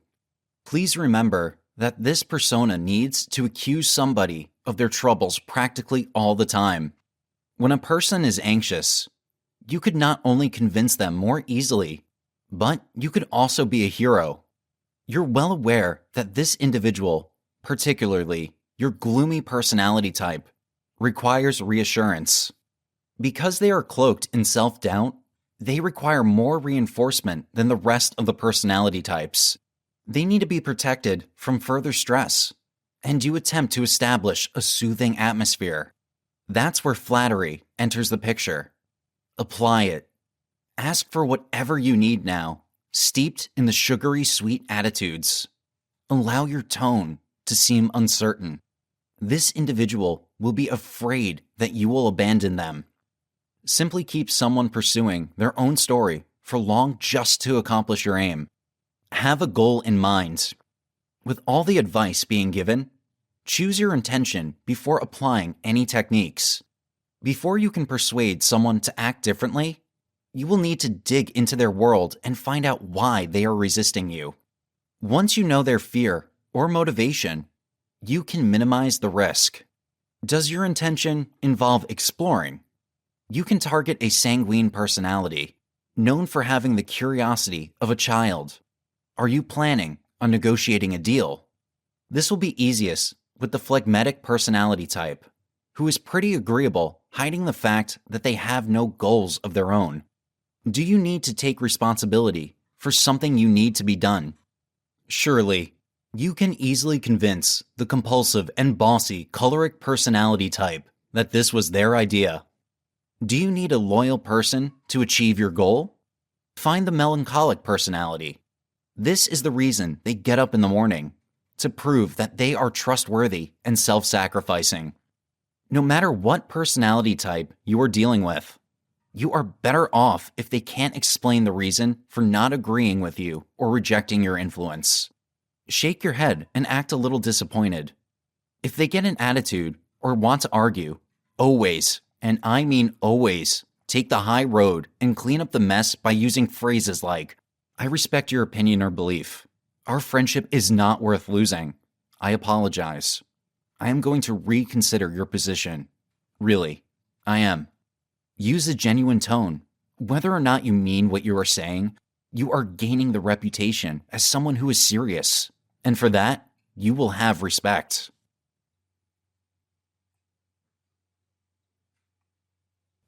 Chapter 5. Understanding Values, Beliefs, and Attitudes. In order to fully understand another person, it is essential to first understand their values, belief systems, and attitudes. Understanding them will help to explain their behavior and give you a better idea of their perspective on life. Basically, your values, attitude, and beliefs are the things that make you what you are. They affect what you do, how you think, and how you do things. Naturally, your background, upbringing, experiences, and relationships will all have played a part in the way you see things. However, attitudes and beliefs could lead a person to assume things about others that are not right or fair. Hence, it is important that you realize this and develop self-awareness so that you can be sure that this does not happen for you. Taking the time to learn about and understand different attitudes and beliefs of others will help you relate with them in a way that takes these into account. Let us take a look at what values, beliefs, and attitudes mean and how they can help you analyze a person on a fundamental level. What is a belief? Basically, a belief refers to a person's attitude or ideas about the world. It refers to an opinion that a person holds to be true, and such beliefs can be religious, cultural, or moral in nature. Essentially, beliefs serve as the fundamental framework of a person's actions. Hence, the beliefs a person holds tend to serve as an important part of their identity.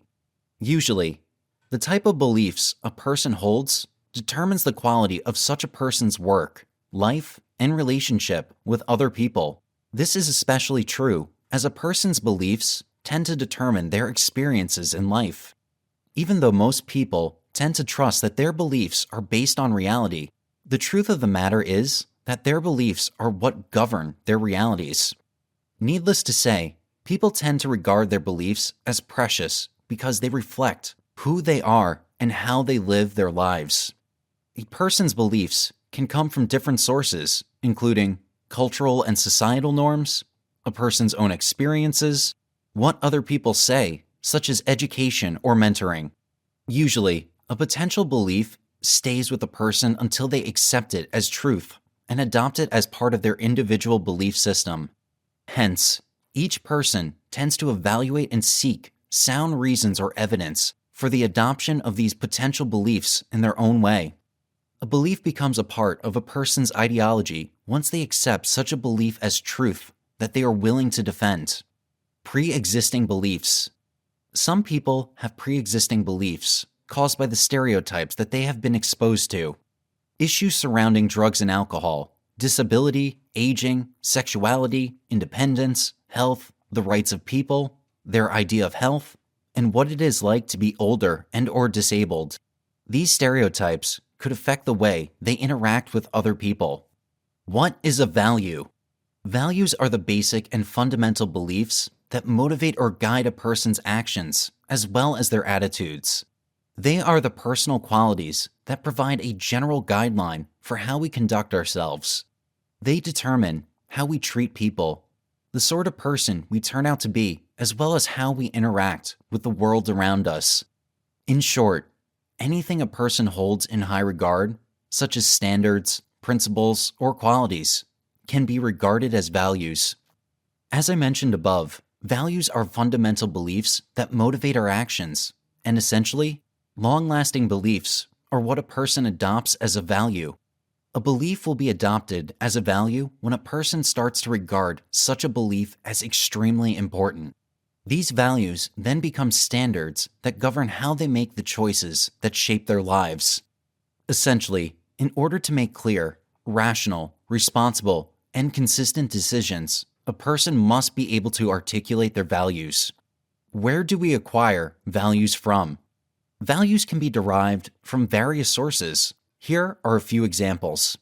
Family, culture, educational institutions such as schools, peers, social influences, religion, important life events like death, losing jobs, divorce, accident, traumatic events, health issues, and financial losses, etc.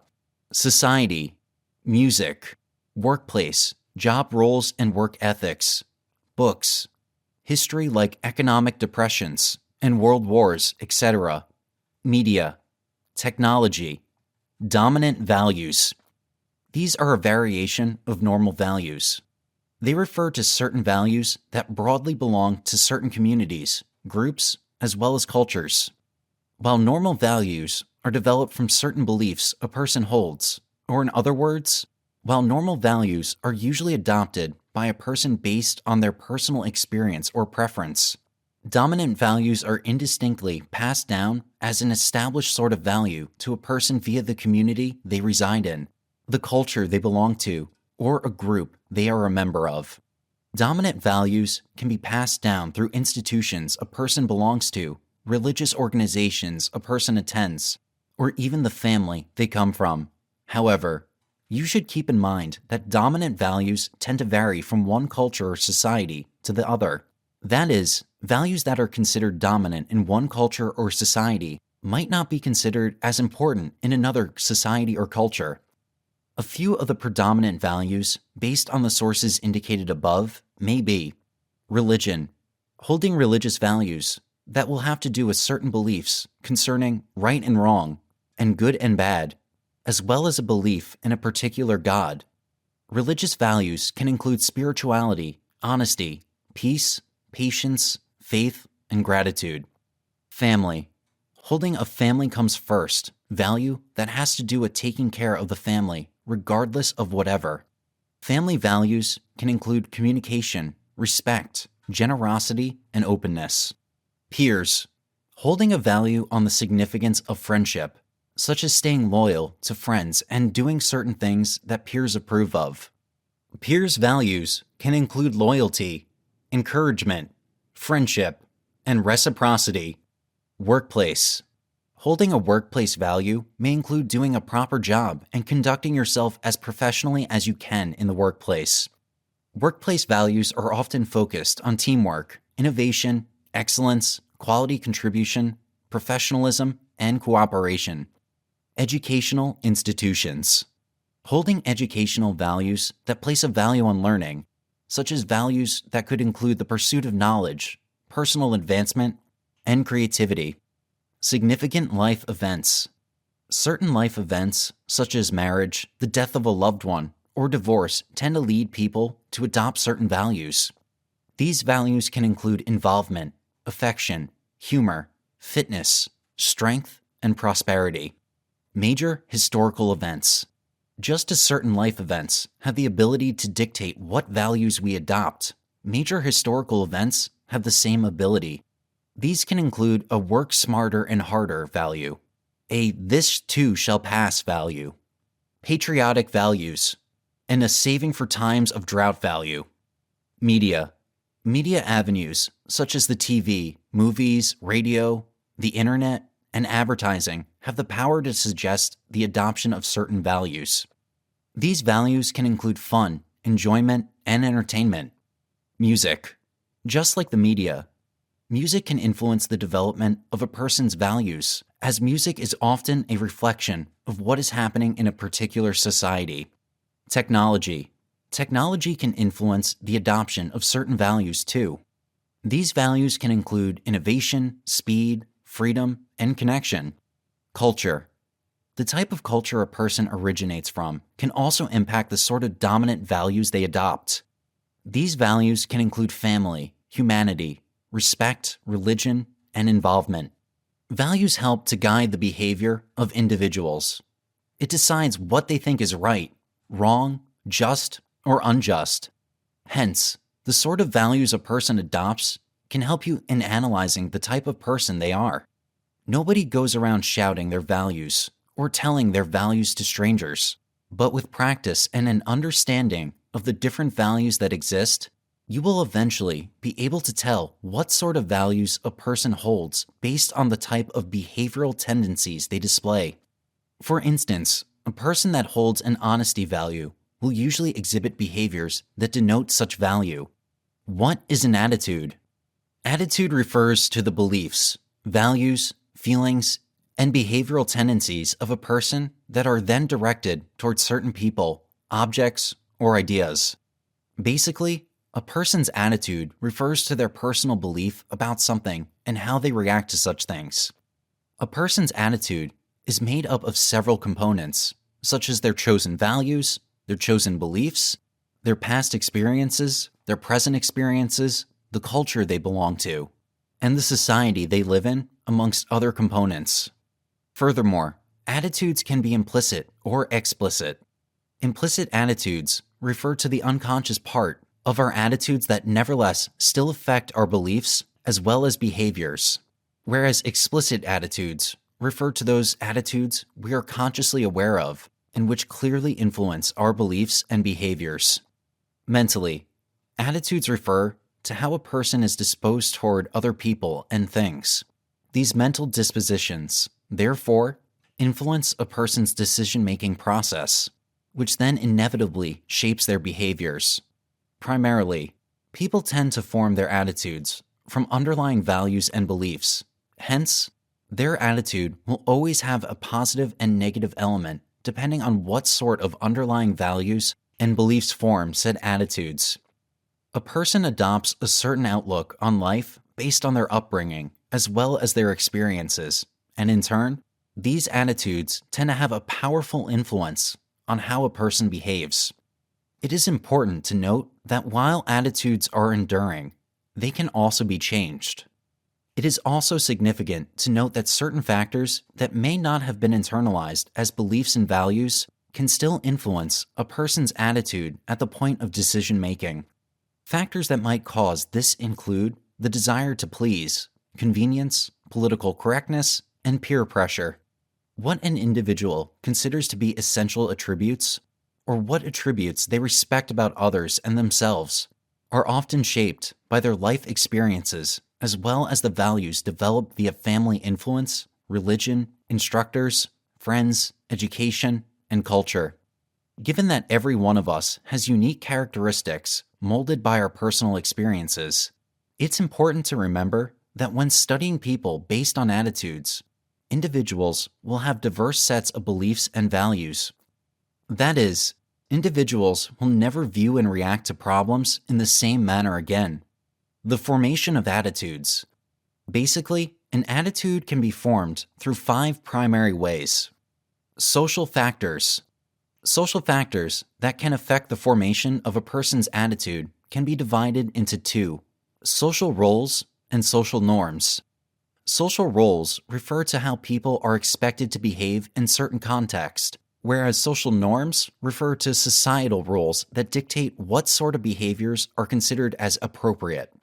Both of these social factors have the tendency as well as the capacity to dictate how a person behaves, and they ultimately lead to the formation of a certain attitude that sticks for a very long time. Experience.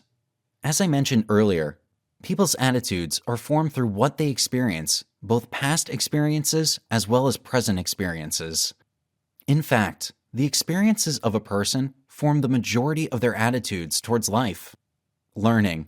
Attitudes can also be learned through various means, especially through the media. People sometimes adopt the type of attitude they see through the media. For instance, a lot of people, particularly kids and teenagers, that saw Arnold Schwarzenegger play the Terminator tried to emulate his robotic attitude. However, it is important to note, attitudes formed through this channel do not have any staying power unless they are constantly reinforced. Observation. Observation of events around us or people around us can also contribute to the formation of certain attitudes. For instance, when you greatly admire someone, observing how they act and behave can lead you to adopt some of their attitudes. In fact, there are people that go as far as studying attitudes of certain celebrities and modeling their attitudes based on what they observed. Conditioning. Certain conditioning can also determine the formation of a person's attitude.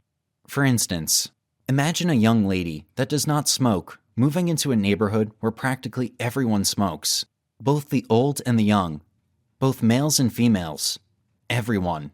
This young lady might initially resist adopting this carefree attitude to smoking, but as time goes on, she will eventually adopt the positive attitude towards smoking simply because everyone around her does.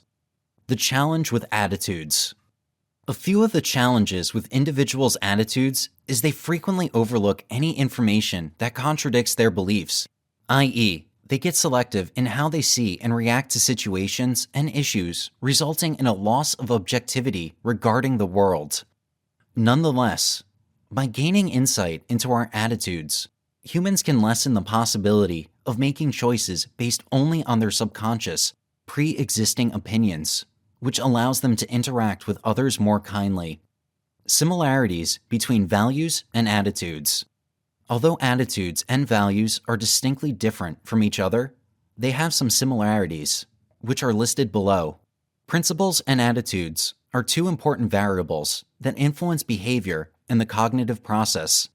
They are learned and developed principally from the same foundations. They endure and are resilient to transformation. They have a reciprocal effect and are used interchangeably. Dissimilarities between values and attitudes. While values and attitudes might share some similarities, they are certainly dissimilar in certain ways, such as values, attitudes. Values help direct our behaviors. Attitudes are the reactions that our beliefs inspire. Values help us decide what we think of as being right, wrong, good, or unjust. Attitudes are our likes and dislikes of things, people, and objects. Values are less or more permanent in nature. Attitudes are changeable with favorable experiences. Values represent a single belief that guides actions and judgment across objects and situations. Attitudes signify multiple beliefs centered on one specific situation or object. Values are adopted from cultural and social standards. Attitudes evolve out of private experiences. Analyzing people by taking their personal values and beliefs into account. When analyzing people, it is important to keep in mind that their personal beliefs and values are mostly responsible for the way they act or behave. A value or belief can either be positive or negative depending on the context and manner they are displayed in. This is to say, a value like innovativeness, which is a neutral value, can be acted out in a negative manner. For instance, a person that adopts the aforementioned value can resort to stealing other people's ideas in a bid to appear as innovative. Alternatively, a negative value, such as lying, can be acted out in a positive way. For instance, assume that the person is about to be kidnapped with their family. By denying or lying that the person they are with are their family, they can potentially save them from being harmed or kidnapped as well. Hence, when analyzing the underlying values or beliefs that make up the attitude of a person, consider the circumstances and the intention behind their attitudes. This, in essence, means that before you can judge a person, you have to know them first. This is because, sometimes, analyzing people without considering a lot of factors, such as why they may be doing what they are doing, may lead to an inaccurate perception of such people. Respecting the attitudes, beliefs, and principles of others. Additionally, when analyzing a person, it's critical to recognize that everyone has the right to their own set of values, beliefs, and attitudes. As a result, you must accept and respect the possibility that others may have beliefs, attitudes, and values that differ beyond what you call normal, acceptable, or beneficial. You should not expect other people to change their values, attitudes, and beliefs just to fit your own definition of the aforementioned constructs. It isn't always simple to keep your views and ideals from being communicated to others, though it's a thing you ought to be conscious of.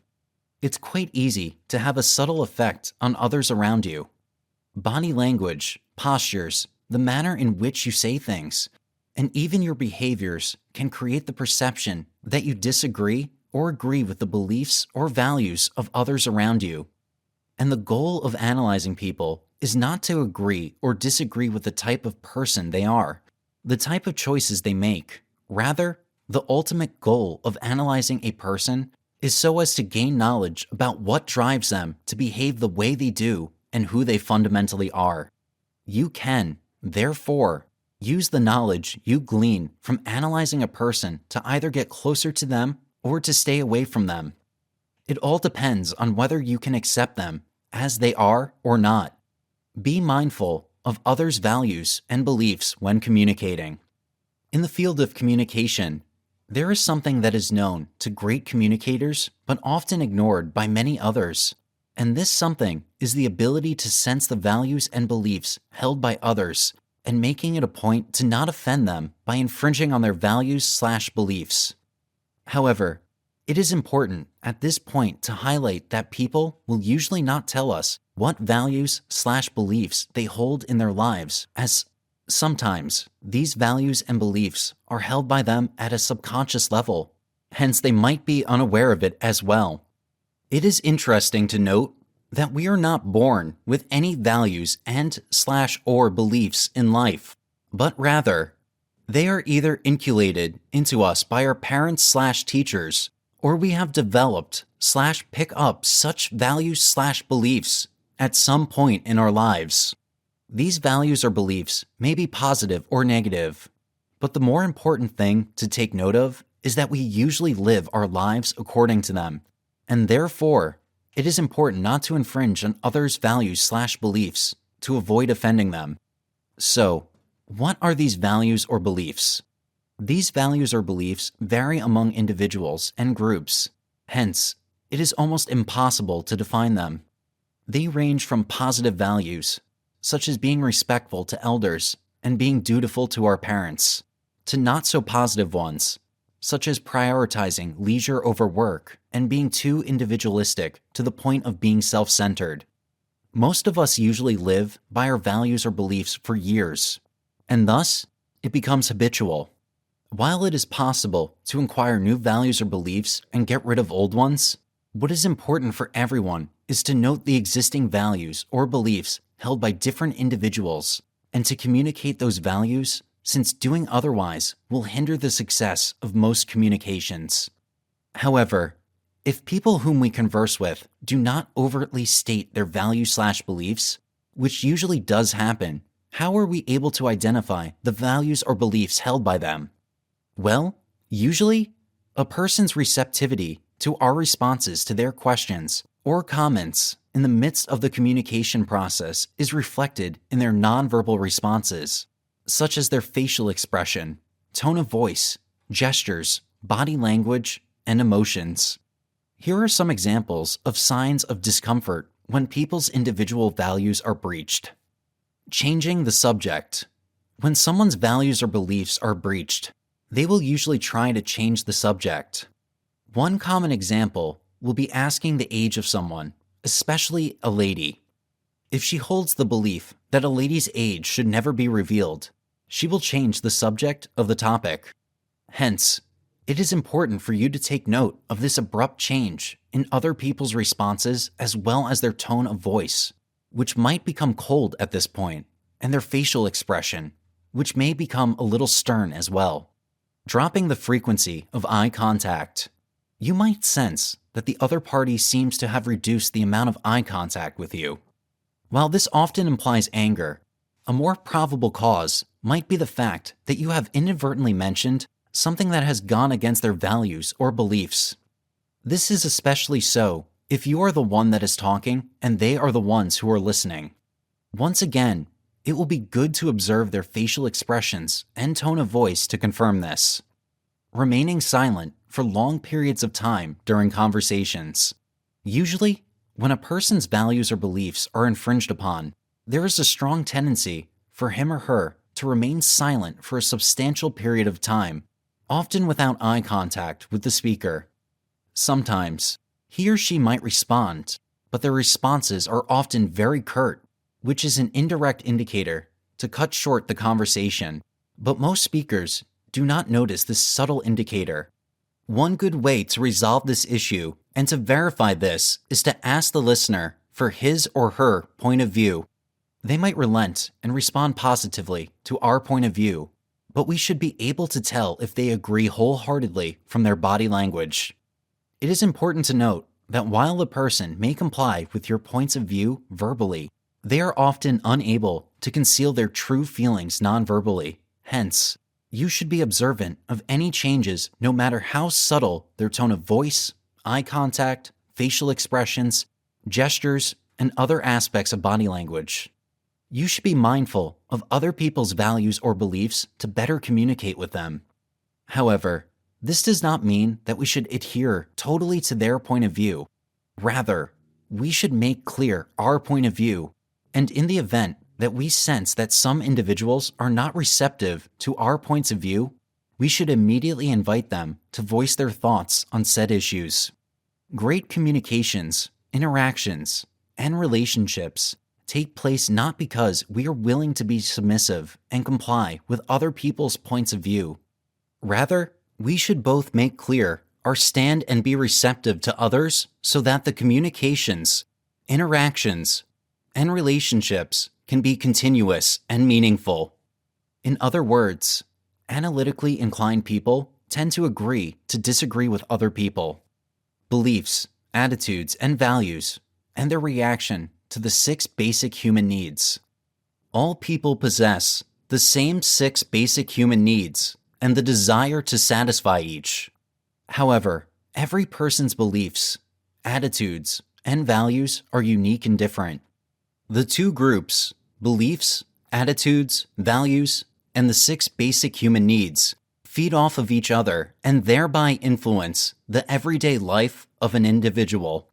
Therefore, the relationship between the two groups is a complex dance that must be properly and positively balanced up at all times. Understanding the relationship between the two groups can help in your quest to analyze people. For instance, knowing how people's beliefs, attitudes, and values affect the way they strive to satisfy their needs can provide insight into their personality.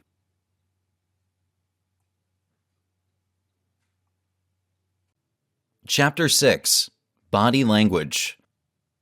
Body language alludes to every one of the manners by which one presents and puts themselves out there, other than the words they express. It encompasses the body movement, postures, and gestures that then characterize one's nonverbal communication.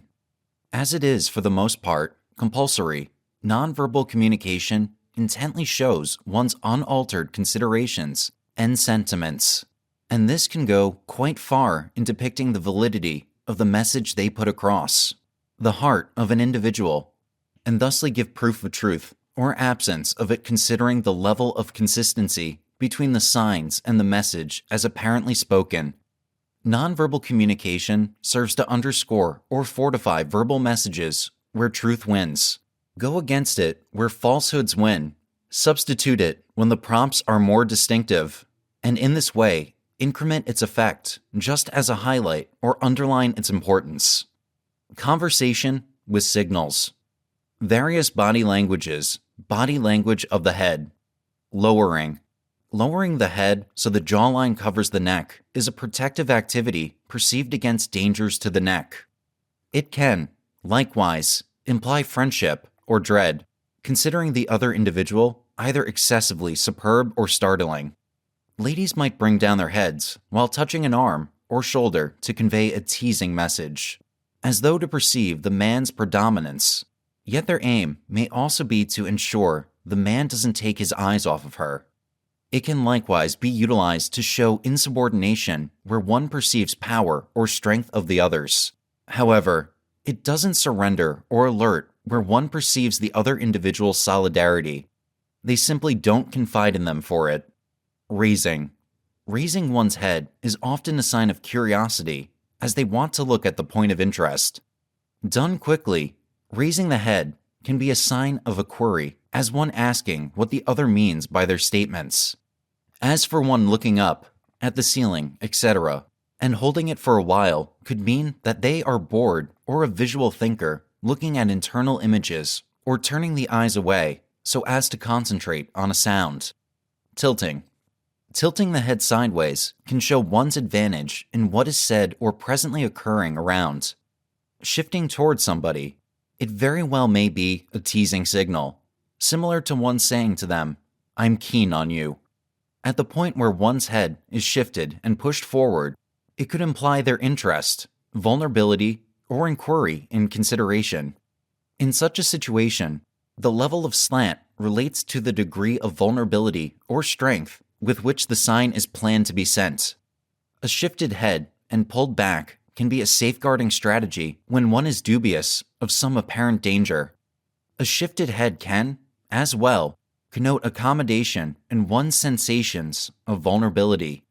Oscillating. Oscillating the head implies gesturing the head all over or shaking it sideways. Nodding the head in many societies signifies being in concurrence with what is being said and regularly goes along with grinning or different indications of endorsement. Overwhelming hubs show solid agreement, while more slow gesturing demonstrates restrictive understanding. Then again, swinging the head implies objection or conflict. The pace of swinging is an impression of the strength of the feeling. While talking, gesturing is one's endeavor to convince the others to agree with the message he is putting across. Gesturing to the next individual as they talk urges them to continue with their discourse. A short, sharp gesture can be taken for a headbutt when one demands acceptance. However, the other firmly thinks otherwise. Shaking one's head when the other is talking makes them stop, request your feedback or inquiry, or twofold their work to persuade you in accordance with what they are communicating. In any case, oneself shaking their head as they deliver their discourse solidly shows that they don't themselves have faith in the thing they are saying in the first place. Generally, high-status individuals less frequently move their heads, while the low-status individuals move their heads more. Rotating. Turning the head away from somebody viably eliminates consideration from them and rejects that individual for the occasion. This one shows complete negligence, lack of interest, or lack of perceived worth or meaning of what the other individual thinks they represent.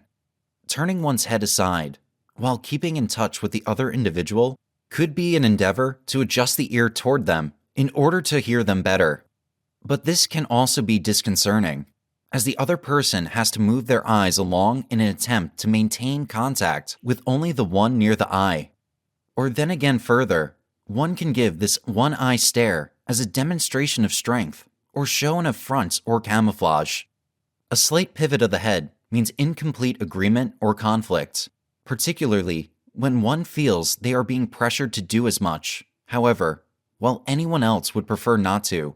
Pointer.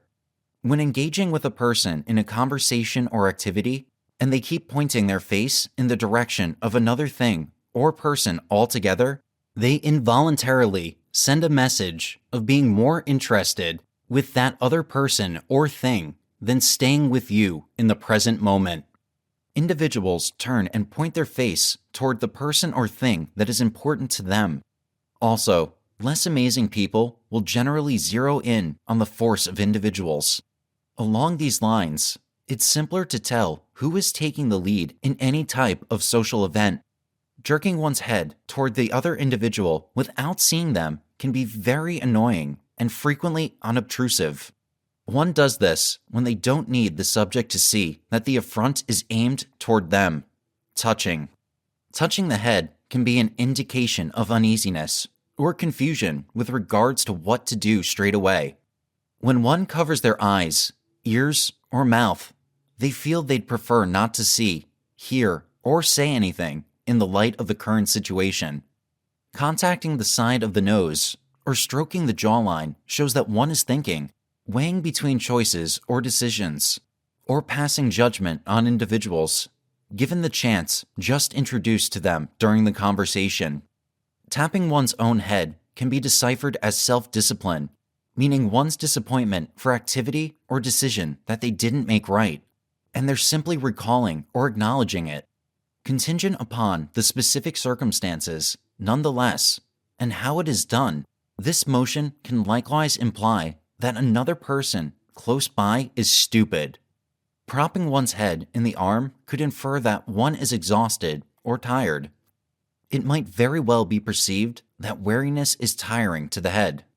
This motion also projects one as being in a perspective mood and simply thinking or assessing things, and are genuinely present consistently in their minds. Unmoving. When one speaks without moving their head, they are showing that they are serious about what they are saying and what they are talking about from a point of authority. Keeping their head still actually gives them the position to fix others with a prevailing look. People whose heads are unmoving when they talk consequently acquire a higher status over the others. Finally, an unmoving head with unfocused eyes is normal of somebody who is lost in profound internal thoughts. Body language of the mouth. A casual mouth is for the most part acknowledged as a regular condition of rest and indicates a casual individual. In any case, numerous different motions can present varying different emotions and responses in the moment. Parted. Slightly separated lips, particularly whenever licked while looking long enough at somebody, can be a tease signal. By and large, however, separating lips is the primary sign by the mouth that one needs to talk. Pursed. When one's lips are pursed and pulled inward, the person could be feeling tension and frustration or disapproval of some sort. Tightened lips could be an indication of smothered displeasure. What's more, since one is viewed as taking a stab at something inside, it can demonstrate that they are lying, holding oneself, and keeping their real reaction to themselves. This signal can likewise be a presentation of one who is thinking and getting to choose between options. Puckered. Especially whenever contacted with a finger, puckered lips show that one has desire. Sucked in. When one is reluctant to offer something that they think could most presumably be awful information and are unsure what sentiments it could cause in others, they are believed to have their lips sucked in. This motion also depicts an occasion where one attempts to smother discourse as they are bound to mislead or get dissatisfaction from others. Flattened. Flattened lips are for the most part made with a longing to talk without, in light of the current situation, ending up being basic, or it may similarly be a demonstration of disappointment when one might need to talk, yet need to delay until the other's finished. When one will not eat on the grounds that they loathe the food or are propelled by something different, they smooth their lips.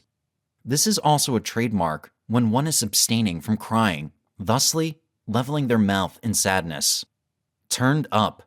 A mouth turned up with a splendid face and gleaming eyes connecting all the face muscles in an expansion are what portray a certifiable grin. A tenacious twisting of the lips, with teeth unshown, can be an absolute presentation of sheer disgust. Turned down. Lips turned down show pity and disappointment. Individuals who experience wretchedness so frequently have their lips accepting this shape for their regular condition of rest, which can be a dismal thing. Retracted. This can be a token of a wide grin or the beginning of animosity. Regardless of whether or not the eyes have their shine, tells which case it is. Moving. When one is silent, but their lips move in the shape of words, one could be thinking of saying the words. Biting concludes the structured development of one's mouth all over. But this can also say that one is being nervous if they aren't actually eating. Rolling in the lips, each against the other, while the eyebrows are brought down, connotes vulnerability or disapproval. Twitching. A jerk is an exceptionally quick development of the mouth. One or the other way may say that a fast idea just went through one's head. This is a trademark with sequential liars and can show their own pessimism with or mistrust in themselves or others. Protruding. When one encounters a sensation of responsibility, their top lip reaches out over the last one that is being nibbled between the teeth. At the point when the base lip reaches out excessively, it is an indication of vulnerability. When individuals feel that things aren't turning out well for them, most likely notwithstanding their work, they mope, and their base lip is seen extending out. Lips squeezed together and pushed out imply one is dubious of their idea. Oneself contacting their lips in this state with a finger implies they are thinking about talking. However, they aren't prepared yet. Biting. An individual who is feeling tension for the most part gnaws their lips ceaselessly. This is valid for one who goes under pressure in light of the pressure they are discussing at that point. This may make one take a stab at smothering themselves as to quit saying something. Unexpectedly, and very in opposition to the above occasions, lip gnawing can be consoling as one edges out of the awkward sentiments that come with relaxed involvements above clarified, contingent upon the, perhaps change of, circumstances. Body language of the eyes. Looking up. This motion is normal among visual masterminds. They deflect the eyes to see inward pictures. When giving a discourse, numerous queries try to review arranged explanations. When one looks into, then to one side, they attempt to review a memory. Looking into them to one side could mean inventive creation of pictures, presumably building lies. This motion could likewise mean one is exhausted, so they search around to find something interesting. Looking down. Looking down at an individual could be a showing of one's power and territory over them. Notwithstanding, simply peering down and not at the individual could mean accommodation, considering them being a danger or excessively radiant, or that one is detecting a sensation of responsibility within. Looking down, then left, one might actually be conversing with their self. When peering down, then right, means they could be taking care of their interior emotions. Looking sideways. One would do this to abstain from seeing what is before them or to focus on something different that got their attention. A quick glance to the side, then back could mean they wanted to check for the source of the distraction for threat or interest, or they just felt irritated by the comment just made by someone. When one looks sideways, then passes on, they may be attempting to pursue a sound from memory, while one who settles to the right attempts to envision the sound. Side-to-side eye development indicates trickiness and lying. One, in this way, is attempting to see as a helpful way out or if a departure would be a good idea for them if they are discovered. This motion is likewise a trademark with conspiratorial people who, at that point, need to guarantee that no other person sees them or listens in. Gazing. People look at things or individuals that they are keen on. Potential love accomplices continue to take a gander at different eyes rather than a locking look. For the lecherous, the eyes slide down the body. Significant is by and large where the eyes go. Up and down looks imply that one is attempting to measure the other for a likely danger or sexual accomplice, with a demonstration of predominance or thoughtless of the other individual's sentiments. Look at the temple, a defocused look, or no look at all, means one absolutely lacks interest in the other. There exists a power look that is typically short and extreme that one uses to force their will on the other person without aggression. Short looks are an indication of one who feels remorseful of lying. Then again, getting this, a surprisingly long look, can likewise be them trying to conceal their culpability as they search for any indications of discovery from the other person. Glancing. A look at something implies one's craving for it. One who looks at the entryway severely needs to leave. Wanting to converse with somebody, one will take a look at them. A look can also show worry for another's sentiments, particularly on the off chance that a word being used or just said would agitate them. In societies where searching for long is taboo, looks would show one's craving to look at the other. A look sideways with eyebrows raised would be one's token of appreciation for the other. With eyebrows not raised, a sideway look implies dissatisfaction for the other person. Eye contact. Eye contact is utilized to show interest, friendship, or predominance. Mellowing of the eyes, the muscles around them unwinding, expanded sparkling pupils, and a slight defocusing are a sign of one's sexual longing for the other individual.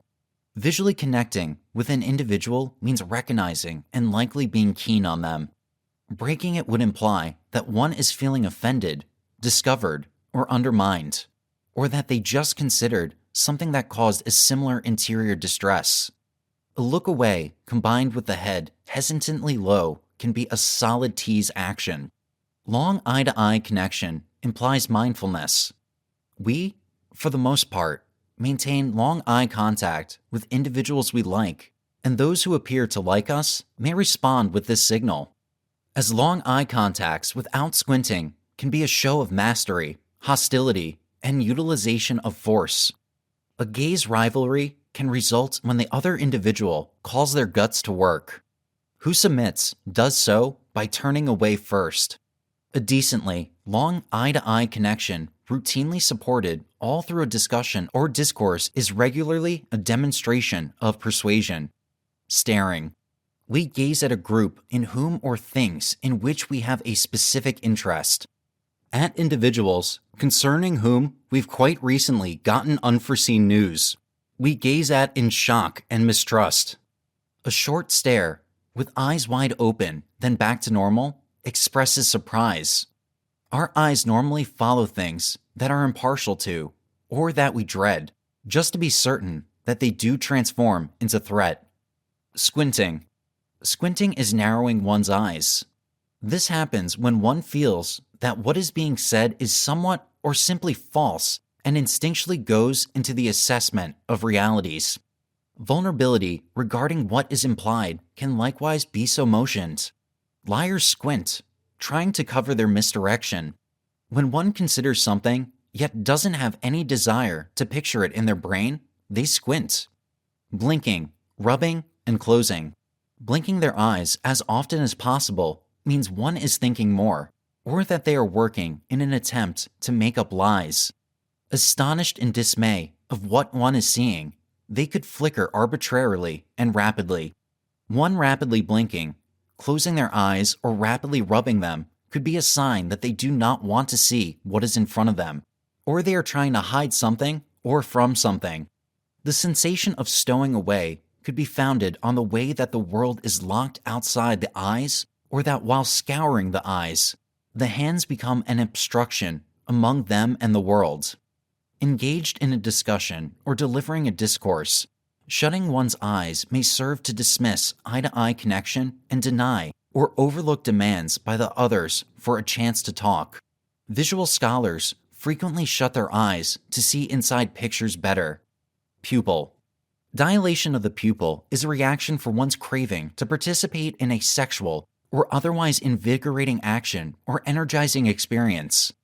It additionally takes the form of satisfaction encompassing an individual or thing within reach, or promptly leaves critical thinking with a sensation of optimism. Constriction, then again, could mean one is nauseated by their momentum encompassing individuals or things before them, and is thus not drawn to them or have a disdain for them. A contracted pupil could also imply that one's cerebrum is overburdened as well as fatigued. Body language of the torso. The middle contains the neck, the shoulders, the chest, the back, the tummy, the butt, and the hips, establishing the storage compartment of the body and facilitating the majority of the crucial organs of the body. The neck. Held directly up above the shoulders, an adaptable neck depicts that one is feeling certain and confident of oneself and understanding their feeling of leadership. Bringing the neck down could imply that one is feeling insignificant or shaky or fears for an expected danger. Turning the neck could mean giving or eliminating consideration, or that one could be exhausted or tense. Scouring the neck is ordinarily a demonstration of facilitating pressure or anxiety. The shoulders. Shoulders, in their flat condition of rest, are the demonstration of a casual individual, certain with themselves, and feeling calm with the situation. Raised shoulders could imply that one is feeling pressure from uneasiness or dread, or they are attempting to shield the neck from an apparent danger.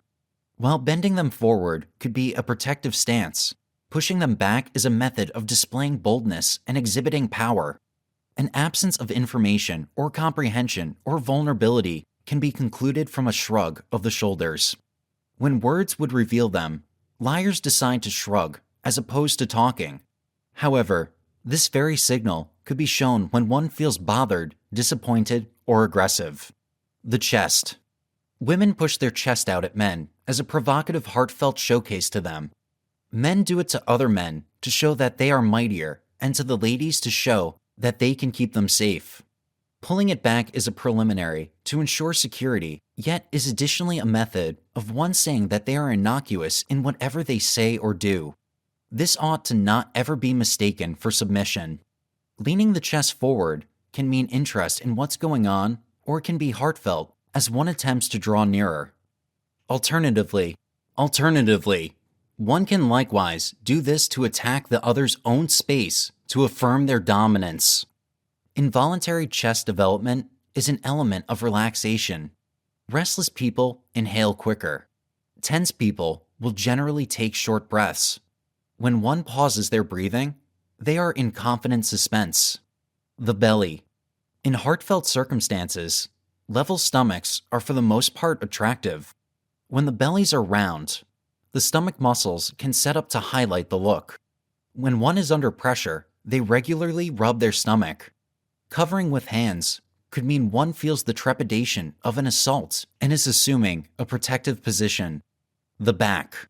When one is showing rejection, they first avert gazing, then turn the head, twist their torso, then twist it further by moving one leg, turn the whole body to an angle, then finally complete the whole turn, showing the other party their back. Each of the turns implies the degree of rejection that one is offering. Body language and posture. Postures of the body are generally grouped into open or shut. A shut stance is established by collapsed arms, crossed legs, and a slight calculation from the other individual, and it frequently suggests that one is feeling distressed being around the other or is only uninterested in them. An open stance, then again, includes open arms and legs and confronting the other party straightforwardly.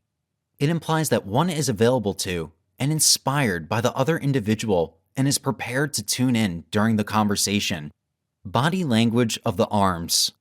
Relaxed arms uncover that one is additionally loose and calm with themselves and their environmental factors. One can, nonetheless, grow their arms to look greater and broaden their sidelong space in certainty or aggression.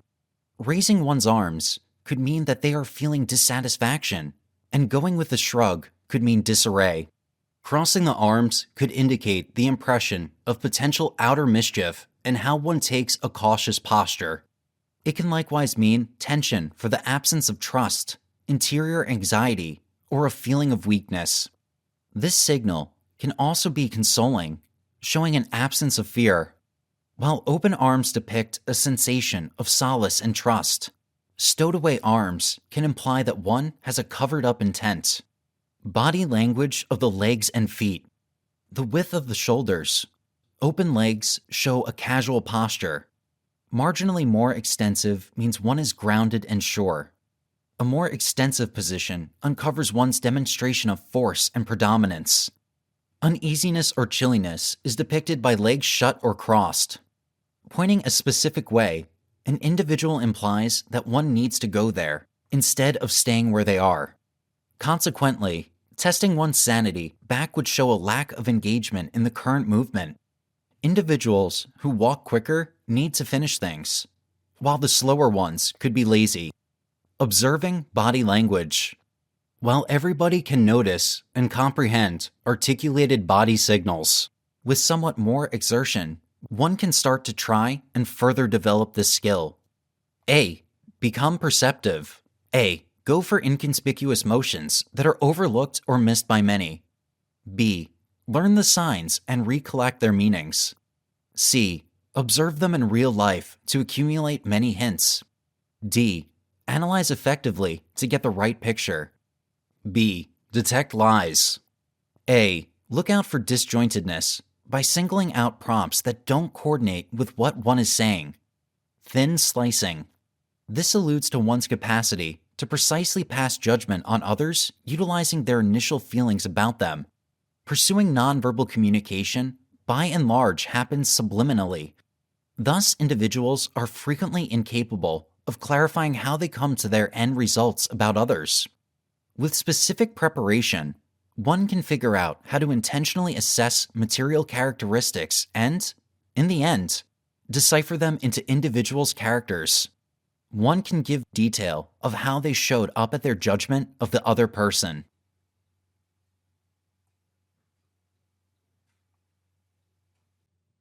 Chapter 7. Analyzing People with NLP. While reading an individual's thoughts, telepathy appears to be a rare talent. Studying someone else's thoughts may be learned and improved significantly over time by anybody who develops a desire to do so. Knowing how to read people's minds and ideas starts with oneself.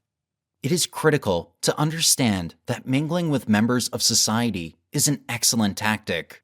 Furthermore, establishing a strong inner intuition about what is important to the individual you're analyzing might help you stay one step ahead of their ideas every time you make contact with them. This strategy goes beyond the use of a lot of energy or time spent reading someone's thoughts, which minimizes the hardship and time taken to know what an individual thinks, since the mind reader will be acquainted with how a particular person behaves and acts when encountering a specific area. Analyzing down people is without a doubt straightforward, assuming you can find and comprehend their mentalities toward life and their other day-to-day deeds. Quick-learning individuals have a more noteworthy shot at prevailing with regards to whatever they could seek, including occupations and business. It means that if the mind reader learns how sensitive their intended individual is, analyzing their thoughts becomes simpler, given their reasoning is inextricably related to their vision of life, as well as the actions they desire to engage in over time. However, while highly observant individuals have a better chance of success in life, they also depend on each other to help them achieve their objectives by gaining others' confidence and friendship to make their task easier. Notably, wise individuals are blessed with a higher emotional quotient. This characteristic presents a challenge for mind readers to analyze their thoughts because they can detect the dynamic behavior of the mind reader and relay it to their intentions, consequently hiding their true beliefs. Therefore, mind readers should be careful while analyzing prospective individuals to avoid being dumped with fake thoughts. Everyone releases signals embedded within their opinions all the time. Only an experienced person can decode those signals to a meaningful message that is understanding those views. It's worth noting that deciphering these indicators can prevent people from engaging in potentially disruptive conduct.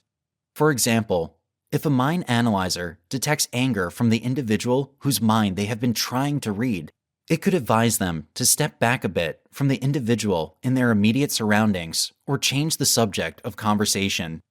There are 5 major strategies for reading other people's minds, which are as follows. Begin with generational differences.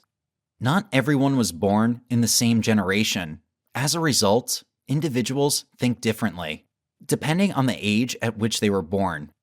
Generational gaps or differences provide a broader lens through which one views life, thus attaching a unique value and meaning. To ease the examination of their emotions, mind readers should determine the group to which their subject belongs.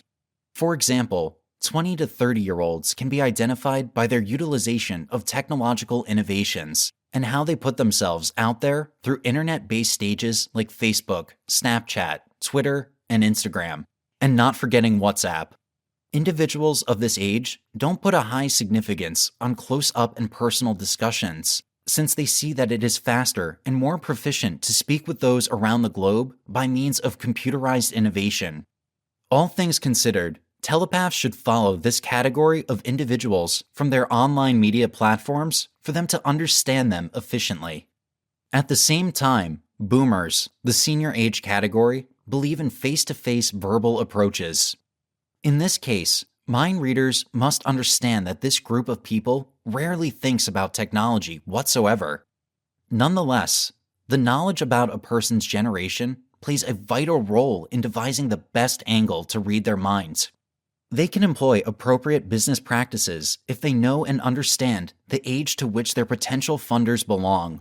For teenagers, there is no need to travel to them since they can provide a presentation via the internet. In the meantime, the elderly want to be addressed face-to-face. Mind readers should keep in mind that baby boomers are traditionalists who prefer to do things exactly the way they've always done them. As a consequence, they don't really alter with the times, making it possible for the mind readers to rapidly anticipate their emotions. Recognize red buttons. Analyzing people can turn out to be very challenging, in which case, a mind reader has to identify areas of pain through asking strategic questions to flush out specific visible responses that the analyzer could use as a base to say what they could be thinking.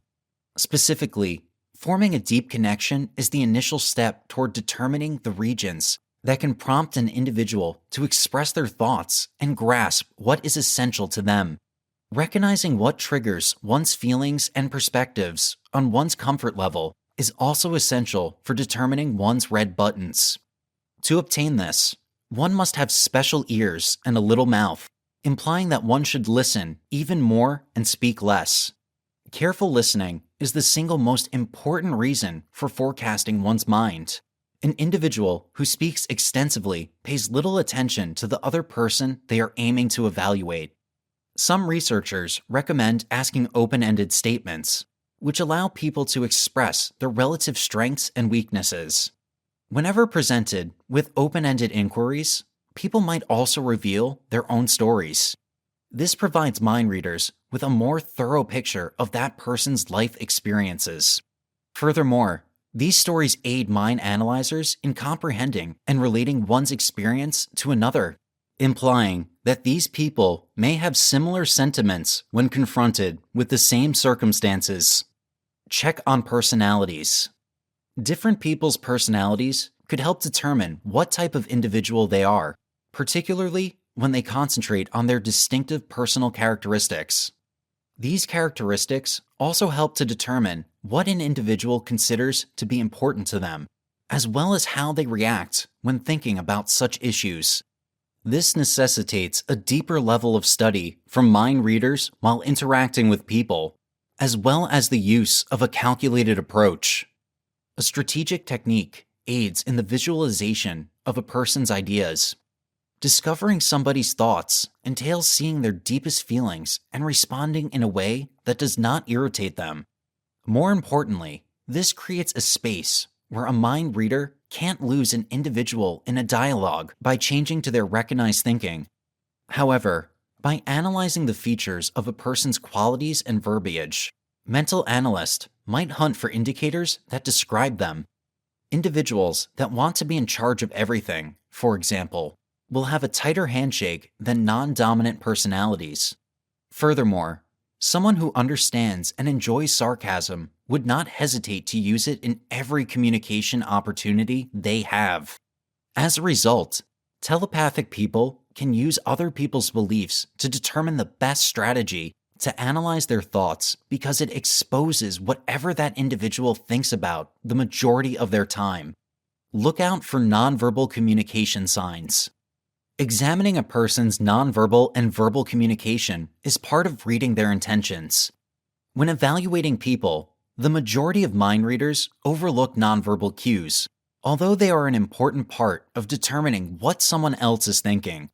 Furthermore, people convey their concealed ideas using nonverbal displays, especially body language. When someone backs up, looks away, and frowns, it suggests that they are uncomfortable with the subject of conversation or what you're saying.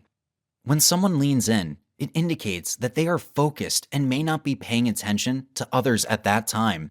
Without question, developing a superior ear to concentrate on and detect small audio signals is critical for determining what the other individual is thinking. The volume of an individual's voice could also be used to deduce the other individual's thoughts.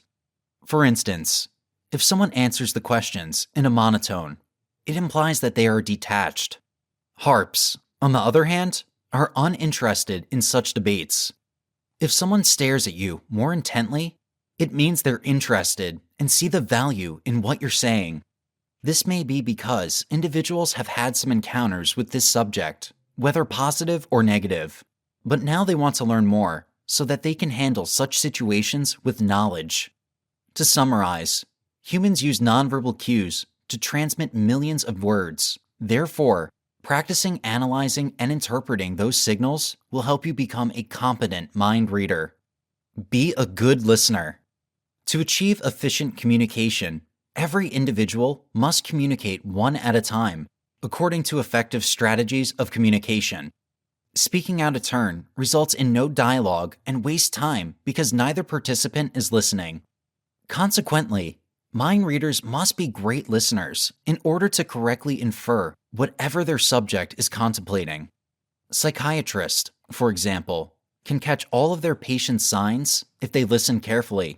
This type of exercise also aids in observing nonverbal signs from the individual they are analyzing. Mind readers could then correlate the nonverbal cues with the verbal ones in order to precisely guess their thoughts. It is significant to know, nevertheless, that if the interaction is just over the cell phone, this approach may be difficult since the mind reader would miss nonverbal signals. In that instance, they must make their guess based on how the individual sounds and the tone of their voice. On the one hand, loud, aggressive manners suggest that the individual is furious, upset, agitated, terrified, or anxious. On the other hand, a soft, clear voice suggests that the individual is interested in whatever you have to say.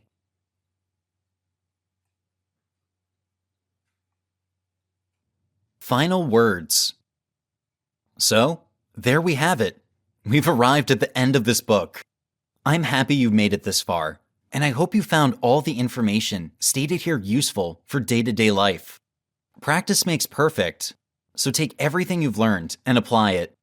Even if it feels weird or unusual at first, experience will take you to places and will help you build your confidence tenfold, allowing you to communicate most effectively during the times where it matters most.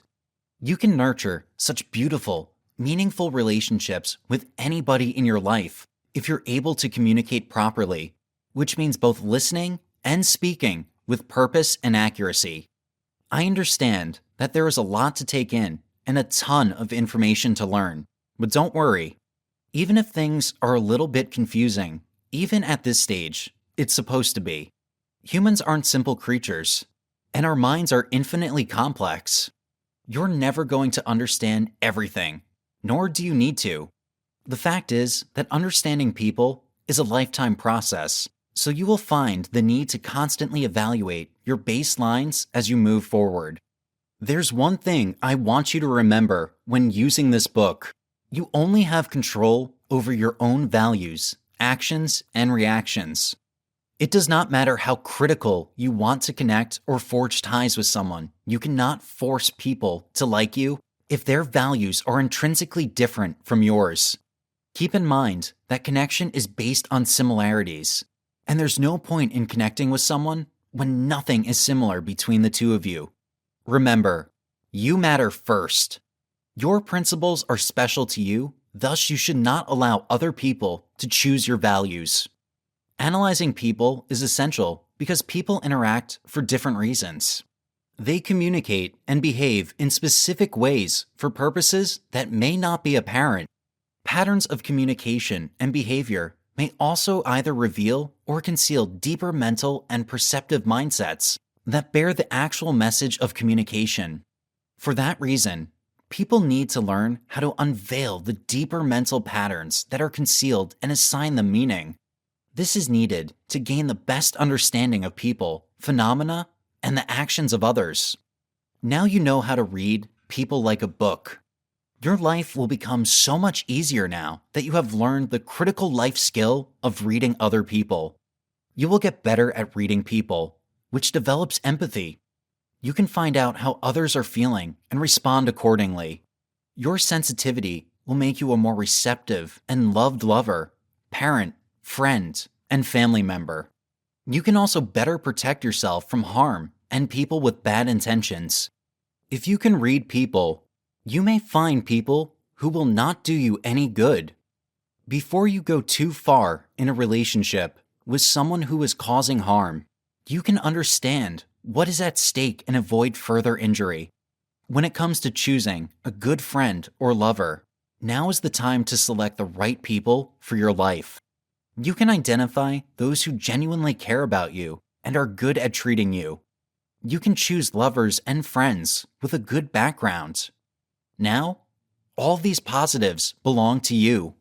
If you've enjoyed this audiobook and you've learned more about how to analyze people, an honest review is always appreciated and will help me reach new listeners just like you who'd like to learn how to read people's minds.